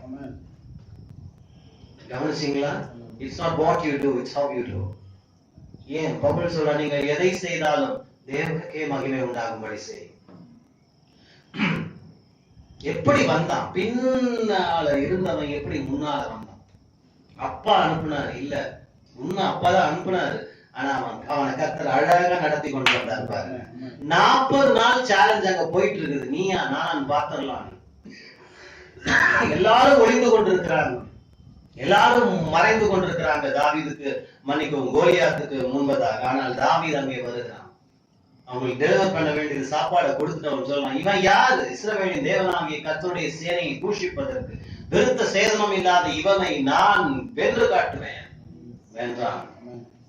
ஒரு கூழாங்கல்லினால் பெரிய மலையை, மாம்ச மலையை வீழ்த்தி சாய்த்தான்.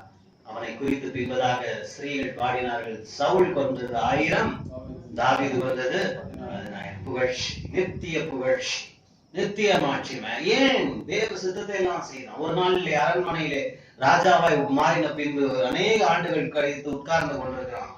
திடீரென்று அவனுடைய இருதயத்திலே ஒரு யோசனை வருகிறது. நான் அழகான அரண்மனையில் இருக்கிறேன், தேவனுடைய உடன்படிக்கை பெட்டியோ கிழிந்த கூடாரத்திலே இருக்கிறது. நான் என் தேவனுக்கு ஒரு ஆலயத்தை கட்ட வேண்டும். கர்த்தர் தீர்க்கதரிசி அனுப்புகிறார். அவர் சொல்ற, உன் எண்ணம், உன்னுடைய தரிசனம் ரொம்ப அருமையானது, ஆனால் அதை நீ செய்ய வேண்டாம், உன் குமாரனை கொண்டு செய்கிறேன். உங்களுக்கு அப்படி சொல்லி இருந்தா என்ன பண்ணிருப்பீங்க? பிளான் என்னது, போட்டது நானு, திட்டம் விதைச்சது நானு, என் பையன் வந்து கட்டுவானா? இன்றைக்கு தேவ சித்தம் என்பதையும் கூட அநேக தப்பா புரிஞ்சுட்டு இருக்கிறாங்க. என்ன தெரியுங்களா? செய்யன்னு சொன்னா தேவ சித்தம்னு எடுத்துக்கிறாங்க. அது செய்யன்னு சொல்றவரே செய்யாதன்னு சொல்லுவாரு. அதை மாத்திரம் எல்லாரும் விட்டுடுறாங்க. இல்லங்க, அவர்தான் சொல்ற, உன் தரிசனம், உன் மனசுல தோன்றின எண்ணம் கரெக்ட், ஆனா நீ செய்யாத. இன்றைக்கு ஆண்டவர் உங்களில் அநேகரை பார்த்து நீ செய்யாதே இந்த விஷயத்தைன்னு சொன்னா எத்தனை பேர் அதுக்கு செவி சாய்ப்பீங்களோ எனக்கு தெரியாது. ஆனால் தாவீது செவி சாய்த்தான். நீங்களும் நானும் வந்து ஆண்டவரோட தர்க்கமே பண்ணியிருக்கோம். நான் எவ்வளவு காரியம் பார்த்தவன், என் பிள்ளை எப்படி கட்ட முடியும், நான் கட்டி காட்டுறேன். இல்ல அவன் என்ன பண்ணான் தெரியுமா? தேவாலய கட்டுமான பணிக்காக தன் இருதயத்திலே தோன்றின தரிசனத்தை நிறைவேற்றும்படி சாலமோனுக்கு உதவியாய் இருந்தான். இன்னைக்கு எத்தனை பேர் மற்றவருடைய தரிசனம் நிறைவேற உதவியாய் இருப்பீர்கள்? அதனாலதான் தாவீதுக்கு நிலையான வீட்டை நிச்சயமாய் கட்டுவேன் என்று கர்த்தர் பேசினார். நேரமின்மை நிமித்தமாக அடுத்ததுக்கு நாம் கடந்து போவோம். எஸ்தரை குறித்து நாம் பார்க்கலாம். அவளை நித்திய புகழ்ச்சியாய் இட்டர்னல் பிரைட் ஆண்டவர் மாத்தினார். எஸ்தரின் புஸ்தகத்துக்கு நேராக வேதாகமத்தை திருப்பும் பொழுது இல்லைங்களா, அங்கேயும் நாம் பார்க்கலாம் எஸ்தருடைய பெயரையும் மொர்தெகாயுடைய பெயரையும் ஆண்டவர் அருமையாய் புகழ்ச்சியாய் தேவன் மாற்றுகிறதை நாம் பார்க்கிறோம். எஸ்தரின் புஸ்தகம் 9ஆம் அதிகாரம் 26ஆம் வசனத்தை வாசிக்கலாம். ஆகையினால் அந்த நாட்கள் பூர் என்னும் பெயரினால் ஊரீம் எனப்பட்டது. அவன் அந்த நிருபத்தில் எழுதியிருந்த எல்லா வார்த்தைகள் நிமித்தமும் தாங்களே இந்த விஷயத்தில் அனுபவித்தவில் நிமித்தமும் தங்களுக்கு நேரிட்டவில் நிமித்தமும் யூதர் அதை திட்டப்படுத்தி அந்த 2 நாட்களை குறித்து எழுதியிருந்தபடியே அவைகளை வருஷந்தோறும் அவைகளின் சரியான காலத்திலே ஆச்சரியமால் இருப்பதில்லை என்பதையும் இந்த நாட்கள் எல்லா தலைமுறைகளிலும் வம்சங்களிலும் தேசங்களிலும் ஊர்களிலும் நினைவு கூறப்பட்டு போதுங்க. இதுவே இல்லைங்களா? பாத்தீங்களா, ஆண்டவர் இஸ்ரவேல் தேசத்துக்கு இஸ்ரவேல் ஜனங்களுக்கு செய்தத எப்படி எல்லாம் கொண்டாடுறாங்களாம். ஒரு வருஷம் தவறாம தலைமுறையாய் குடும்பமாய் அதை கொண்டாடும்படி கர்த்தர் செய்தார். உங்களால அங்க இட்டர்னல் எக்ஸலன்சியை பார்க்க முடியுதுங்களா? தொடர்ச்சியாய் எஸ்தரின் சம்பவம் கூட உங்களுக்கு தெரியும். அந்த கதையை நான் சொல்ல போகிறது இல்லை. இஸ்ரவேல் ஜனங்களுக்கு எதிராய் ஆமான் என்கிற ஒரு மனுஷன் எழும்புகிறான். ஆனா எந்த தீரான திட்டம் எழும்புவதற்கு முன்பதாகவும் அதிலிருந்து தப்பித்துக் கொள்ளும் போக்கை ஆண்டவர் ஏற்கனவே உண்டு பண்ணி வச்சிடுறாரு. இப்படி சொல்லலாம், பிரச்சனை வரதுக்கு முன்னாடியே ஆன்சர் அங்க இருக்குது. நீங்க விசுவாசிக்கிறீங்களா உங்களுக்கு இருக்குன்னு? இப்படி ஒரு ஆமான் எழுப்பி இஸ்ரவேல் ஜனங்களை அழிக்க நினைப்பான் ஆண்டவர் தெரிஞ்சுதான் அரண்மனைக்குள்ள எஸ்தரை கொண்டு போய் ராஜகுமாரத்தியாய் வைத்திருந்தாரு. இன்னைக்கு உன்னை ஆண்டவர் எங்க வச்சிருக்கிறாரு எனக்கு தெரியாது. இன்னைக்கு நீ அங்க என்ன பண்ணி கொண்டிருக்கிறோ எனக்கு தெரியாது. நீ ஆண்டவரிடத்தில் பொறுமையா அவருடைய பலத்த கரத்தின் கீழ் அடங்கியது. எஸ்தரை போல உன்னை கொண்டு பெருத்த ரட்சிப்பை ஜனங்களுக்கு தேவன் கொண்டு வருவார். மொர்தெகாயுடைய கதையும் அதேதான். செக்யூரிட்டி கார்டா வாட்ச்மேனா வேலை பார்க்கிறாரு. என் வேலை எல்லாம் என்ன பெரிய வேலைன்னு யோசிச்சிருப்பாரு. அவர் தான் அடுத்த ஹோம் மினிஸ்டரா மாறுறாரு. இன்னைக்கு எங்க இருக்கிறன்றது முக்கியம் இல்ல, அங்க எப்படி இருக்கிறன்றதுதான் முக்கியம். ஏனோ தானோ என்று உன் வேலைகளை செய்யாத. உன் அலுவலக வேலையா இருக்கட்டும், உன் தொழிலா இருக்கட்டும், எதுவா இருக்கட்டும், அதை ஏனோ தானோ என்று செய்யாதே. கர்த்தருக்காக அதை நீ செய். கர்த்தர் என்னை பார்க்கிறார், கர்த்தர் என்னை கவனிக்கிறார், எனக்கு கையில் கொடுக்கப்பட்ட பொறுப்பு உத்தரவாதத்தை நான் உண்மையா இருப்பேன் என்று நீ செய்யும் பொழுது ஒரு வாட்ச்மேன், செக்யூரிட்டி கார்டு, ஹோம் மினிஸ்டரா மாற முடியுமே. ஆனால் உன்னையும் தேவன் உயர்த்த வல்லவராயிருக்கிறார். தன் எஜமானை காக்கிறவன் கனமடைவான் என்று வேதம் சொல்லுகிறது. கனமடைந்தாங்க. மொர்தெகாய் உயர்ந்தது மாத்திரமல்ல, எஸ்தரின் மூலமாய் ஆமான் நினைத்த தவறான திட்டங்களை ஆண்டவர் கவிழ்த்து போட்டு இஸ்ரவேல் ஜனங்களுக்கு ஒரு பூரீம் என்னும் ஒரு பண்டிகையை கொடுத்தது போல நான் விசுவாசிக்கிறேன். 2021ஆம் வருடத்திலே நமக்கு அநேக செலிப்ரேஷனுக்கு நிறைய காரணங்களை தேவன் தர போறாரு. There will be reasons for celebration. I don't know what reasons. It may vary from person to person. இதுக்காக நான் ஆண்டவரை கொண்டாடுறேன், இதுக்காக கொண்டாடுறேன், நீங்க கொண்டாட போறீங்க. ஹல்லேலூயா. விசுவாசிக்கிறீங்களா? சொல்ல நிறைய இருக்கான நேரம் இல்லை. அந்த கடைசியை ஒன்றை சொல்லி முடிக்கிறேன். மார்க் எழுதின சுவிசேஷத்துக்கு நேராக வாருங்க. Mark's Gospel, chapter 14, the last one. Mark's Gospel, chapter 14. Mark எழுதின சுவிசேஷம் 14ஆம் அதிகாரம் 9ஆம் வசனத்தை வாசிங்க. இந்த சுவிசேஷம் உலகத்தில் எங்கெங்கே பிரசங்கிக்கப்படுகிறதோ அங்கங்கே இவளை நினைப்பதற்காகவும் இவள் செய்ததும் சொல்லப்படும் என்று மெய்யாகவே உலகத்தில் எங்கெல்லாம் சுவிசேஷம் எப்பெல்லாம் அறிவிக்கப்படுகிறதோ இவளை குறித்தும் இவள் செய்கையை குறித்தும் அறிவிக்கப்படும். நித்திய மாட்சிமையாக அந்த பாவியான ஸ்திரியை ஆண்டவர் மாற்றுகிறார். கம்பீரமான ஒரு வாழ்க்கையை கொடுக்கிறார். இயேசுவிடத்தில் அவள் உள்ளே வந்தபோது எப்படி வந்தா? பாவியான ஸ்திரீயாய் வந்தாள். உலக சமுதாயம் அவளை குறித்து தவறான முத்திரை குத்தினது. பாவியான ஸ்திரீயை குறித்து நீங்க வாசித்து அறிந்திருப்பீங்க. நல்ல பேர் அவளுக்கு இல்ல உலக சமுதாயத்துல. ஆனா இயேசுவை சந்திக்க வருகிறார். அங்க வந்த பொழுது இயேசு அங்கே போஜன பந்தியில உட்கார்ந்து இருக்கிறார். அவள் தன் கையிலே ஒரு நலக தைலத்தை கொண்டு வருகிறார். அது ஒரு வருஷ சம்பளத்துக்கு சமானம் என்று வேதம் சொல்லுகிறது. அதை உடைத்து அந்த தைலத்தினால் அவரை என்ன பண்ணுகிறார்? அபிஷேகம் பூசுகிறாள். பூசித்து அவளுடைய தலைமுடியினால் அவளுடைய பாதங்களை தண்ணீரினால் கழுவுகிறாள். சுத்தி இருந்தவங்க எல்லாம் சொன்னாங்க, என்ன வீண் வேஸ்ட், வீண் விரயம் என்று சொன்னார். ஆனால் இயேசு சொன்னார், அவளை விட்டு விடுங்கள். அவள் என்னுடைய முடிவு நாளுக்காக, என் மரண நாளுக்காக முன்பதாகவே என்னை ஆயத்தம் பண்ண வந்து விட்டாள். ஹல்லேலூயா. உலக பார்வை வேற, ஆண்டவர் பார்வை வேற. நாம எதை வேஸ்ட் நினைக்கிறோமோ அதை ஆண்டவர் பெஸ்ட் நினைக்கிறார். நீ எதை வீண் செலவு என்று நினைக்கிறாய் அதை ஆண்டவர் பிரமாதமாய் பார்க்கிறார். You must walk in revelation. வெளிப்பாடோடு கூட நடந்தார். இயேசுவோடு இருந்த 12 சீஷர்களோடு இயேசு பல முறை தன் பாடு, மரணம், உயிர்த்தெழுதலை குறித்து பேசினார். ஆனா அந்த 12 பேர் அதை ஏற்றுக்கொள்ள மனசு இல்லை அவங்களுக்கு. ஏன்னா அவங்களுக்கு ரோம சாம்ராஜ்யத்தை கவிழ்த்து இயேசு ராஜாவா உட்காரணும், இவங்க எல்லாம் அமைச்சர்களா பக்கத்துல உட்காரணும், அந்த ஆசைதான் 12 பேருக்கும் இருந்தது. பேதுரு சொல்லுகிறான், இது உங்களுக்கு நடக்கவே கூடாதுன்னு சொல்றான். ஆனா 12 பேருக்கும் இல்லாத ஒரு வெளிப்பாடை இவள் பெற்றாள். என்ன வெளிப்பாடு? இந்த மேசியா உலக பாவத்திற்காக மரிக்க போகிறார், அடக்கம் பண்ணப்பட போகிறார், 3வது நாள் உயிரோடு எழுவ போகிறார். அந்த தைலம் என்னத்தை காண்பிக்கிறது என்று சொன்னால், பிரேதங்களை எம்பாமிங்காக என்ன சொல்லுவோம், பதப்படுத்துவதற்காக பயன்படுத்துகிற அந்த தைலம், அந்த வாசனை திரவியம். அப்ப அவ என்ன காட்டுதுன்னா, அவ மரணத்தையும் விசுவாசிச்சா, இயேசுடைய சரீரம் பதப்படுத்தப்படும் விசுவாசிச்சா. ஏன்? அவர் உயிரோடு எழுப்புவார். அந்த சரீரம் என்ன செய்யாது? மண்ணோடு மண்ண அழியாது, எழுவும். அவ அந்த சின்ன செய்கையில அத்தனையும் காட்டினார். அதனால இயேசு அதை மெச்சினார். இன்றைக்கு நாம் பார்க்கிறபடி அவளை நித்திய புகழ்ச்சியாய், நித்திய கீர்த்தியாய், நித்திய மாட்சிமையாய், நித்திய அவள் வாழ்க்கையை அழகுள்ளதாய் தேவன் மாற்றிக் கொண்டார். இன்றைக்கு நீயும் கூட இன்னைக்கு என்ன பண்ணி கொண்டிருக்கிறாய் எனக்கு தெரியாது. இயேசுவுக்காக நீ என்ன பண்ணி கொண்டிருக்கிறாய்? நீங்க தான் ஆன்சர் பண்ணணும். சில பேர் நான் ஒண்ணுமே பண்றது இல்ல பிரதர், ஏதாவது பண்ணுங்க ஆண்டவருக்காக. என்ன பண்ணணும்னு கேளுங்க. வாய் போட்டு கொண்டிருக்கிறியா, சேர் போட்டுட்டு இருக்கியா, கிளீன் பண்ணிட்டு இருக்கிறியா, ஹெல்ப் பண்றியா, வாலண்டியர் பண்றியா, ஜெபிக்கிறியா, என்ன பண்ணி கொண்டிருக்கிற? ஊழியம் ஏதோ ஒன்று செய்து கொண்டிருக்கிறாய். கர்த்தர் அதை பார்த்திருக்கிறார். அதை கனப்படுத்தும் நாட்கள் வந்து கொண்டிருக்கிறது. எங்கெங்கெல்லாம் சுவிசேஷம் பிரசங்கிக்கப்படுகிறதோ அங்கெல்லாம் இவளை குறித்தும் அவள் செய்த செய்கையை குறித்தும் அறிவிக்கப்படும். நோவா என்ன வேலை செஞ்சார்? யாராவது சொல்லுங்க. நோவானா உங்களுக்கு என்ன ஞாபகம் வருது? பேழை கட்டினாரா? பேழை கட்டுறது எவ்வளவு கஷ்டம் யோசிச்சு பாருங்க. அதுவும் ஒரு புரோட்டோ டைப் இல்லாம, ஒரு மாடல் இல்லாம ஒரு பேழையை ஃபர்ஸ்ட் ஷிப் கட்டினாருங்க. ஆமாவா இல்லைங்களா? பெரிய பேழை, போட் இல்ல, பெரிய பேழை கட்டுறாரு.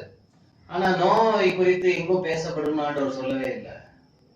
கவனிச்சீங்களா? இவன் என்ன பண்றா? பேழை கட்டுறது ஈஸியா, பாட்டில் உடைக்கிறது ஈஸியா? அவ்வளவுதான். பாட்டில் உடைக்கிறது பெரிய விஷயமே இல்ல. பெர்ஃபியூம் பாட்டில பண்ணாரா, உடைக்கிறா, தைலத்தை எடுத்து பூசுறா. ஆனா அது ரொம்ப கஷ்டமான வேலை. ஆனா இயேசு சொல்ற, இவளை குறித்தும் இவள் செய்கையை குறித்தும் எங்கும் பிரசங்கிக்கப்படும். அதுக்காக நோவா செஞ்சது ஒண்ணும் இல்லைன்னு நான் சொல்ல வரல. அதாவது ஆண்டவருடைய பார்வையில சின்ன அற்பமான விஷயங்கள் எல்லாம் தவறி போவதில்லை, எல்லாத்தையும் பார்க்கிறார். ஹல்லேலூயா. சின்ன சின்ன செய்கைகள் எல்லாம் அங்கீகரிக்கப்படும் என்பதை சொல்வதற்காக தான் நோவாவை இழுத்தார். பெரிய ஊழியம் செய்யணும், பெரிய காரியம் செஞ்சாதான் ஆண்டவர் பார்ப்பார். இல்ல இல்ல இல்ல, சின்ன சின்ன விஷயங்களை தேவன் கவனித்துக் கொண்டிருக்கிறார். அதற்குரிய கனத்தையும் மரியாதையும் தரும் ஆண்டாய் உனக்கு இருக்க போகிறது. 5 விதமான எக்ஸலன்ட் லைஃப்ஸ் நம்ம பார்த்தோம். கர்த்தர் 5 விதமான காரியங்களை மாட்சிமையாய், புகழ்ச்சியாய், கீர்த்தியாய், மகிமையாய் உன்னை மாற்றி மெஜஸ்டிக்கா, கம்பீரமாய் மேலே எழுப்ப பண்ண போகிறார். ஹல்லேலூயா. யோபு சாம்பலில் இருந்து எழும்பினது போல, எங்கேயோ பிறந்த விதவை எழும்பி மேலே மெஜஸ்டிக்கா இயேசுனுடைய மூதாட்டியாய் மாறினது போல, எங்கேயோ ஆட்டு இடையனாய் திரிந்து கொண்டிருந்தவன் கோலியாத்தை மேற்கொண்டு இஸ்ரவேலை ஆண்ட ராஜாக்களிலே அருமையான ராஜாவை மாறின தாவீதை போல, எஸ்தர் அவளை போல, மொர்தெகாயை போல, கடைசியாக பாவியான ஸ்திரீயை போல உங்களை என்னை தேவன் மாற்றி வரும் காலங்களில் இதை ஆசீர்வதித்து தேவன் நடத்த வல்லவராக இருக்கிறார். நாம் ஜெபிப்போமா? எழும்பி நிற்போமா? Thank you Jesus. Eternal excellency, excellent year, excellent 2021 இருக்க போகிறது. நன்றி தகப்பனே, கம்பீரமான ஆண்டாய் கர்த்தர் உங்களுக்கு மாற்றுவார். ஹalleluya. Thank you Jesus. Hallelujah. கம்பீரமாய் நடக்க போகிறாய். கம்பீரமான ஒரு வாழ்க்கையை தேவன் தர போகிறார். ஹalleluya. கம்பீரமான முடிவுகள் உன் வாழ்க்கைக்கு உண்டு. Thank you Jesus. Thank you Lord. Hallelujah. Hallelujah. Hallelujah. இயேசுவே, நன்றியோடு உம்மை துதிக்கிறோம். வெற்றி கொடி பிடித்திடுவோம், நாம் வீரனை நடந்திடுவோம். வெற்றி கொடி பிடித்திடுவோம், நாம் வீரனை நடந்திடுவோம். கோலியத்தை முறியடிப்போம், இயேசுவின் நாமத்தினால். கோலியத்தை முறியடிப்போம், இயேசுவின் நாமத்தினால். விசுவாச கேடயத்தால் நாம் பிசாசை வென்றிடுவோம். விசுவாச கேடயத்தால் நாம் பிசாசை வென்றிடுவோம். வெற்றி கொடி பிடித்திடுவோம், நாம் வீரநடை நடந்திடுவோம். வெற்றி கொடி பிடித்திடுவோம், நாம் வீரநடை நடந்திடுவோம்.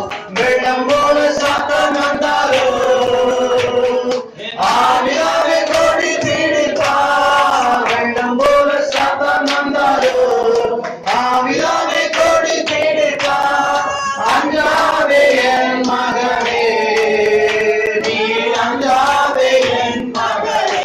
ஆமென். அஞ்சாதே என் மகனே, நீ அஞ்சாதே என் மகனே. வெற்றி கொடி பிடித்திடுவோம், நாம் வீரனை நடந்திடுவோம். வெற்றி கொடி பிடித்திடுவோம், நாம் வீரனை நடந்திடுவோம். ஆமென். ஹalleluya. Thank you Jesus. உங்களுடைய வலது கரத்தை உயர்த்தி பரலோகத்துக்கு நேராக உயர்த்தி அறிக்கை பண்ணுங்க. ஆண்டவரே, இது எக்ஸலென்ட் 2021 இருக்க போகிறது என்பதை நான் விசுவாசிக்கிறேன். ஆண்டவரே, இது கம்பீரமான 2021 இருக்க போகிறது என்பதை உங்களுடைய வார்த்தை மூலமாக நான் ஏற்றுக்கொள்கிறேன். ஹalleluya. கம்பீரமான முடிவுகள், கம்பீரமான ஒரு வாழ்க்கை, கம்பீரமான உயர்வுகள், கம்பீரமான அங்கீகரிப்புகள் எனக்கு வரப்போகிறது. ஹalleluya. நான் தலை நிமிர்ந்து நடக்க போகிறேன். ஒருவேளை 2020 தன குடிஞ்சு போயிருக்கலாம், ஆனால் கம்பீரமாய் திரும்ப எழும்புவேன். அவர்கள் முறிந்து விழுவார்கள், நான் எழுந்து நிற்பேன், நிமிர்ந்து நிற்பேன். தலை நிமிர பண்ணுவார். கழுகை போல சாம்பலில் இருந்து மேலே எழும்புவேன், உன்னதத்திற்கு எழும்புவேன். Oh, nothing can put me down. Nothing can put me down. I will mount up with wings like eagle, like a majestic bird. Hallelujah. Thank you Jesus. இந்த வார்த்தைகள் எல்லாம் நீங்க வீட்டுல போய் தியானித்து யோசித்து பாருங்க. எல்லாம் ராஜாக்களுக்கு பயன்படுத்துற வார்த்தைங்க. மாட்சிமை, மகிமை எல்லாமே ராஜர் பரம்பரையிலே பயன்படுத்தப்படுகிற வார்த்தை. Majesty, Oh, excellency.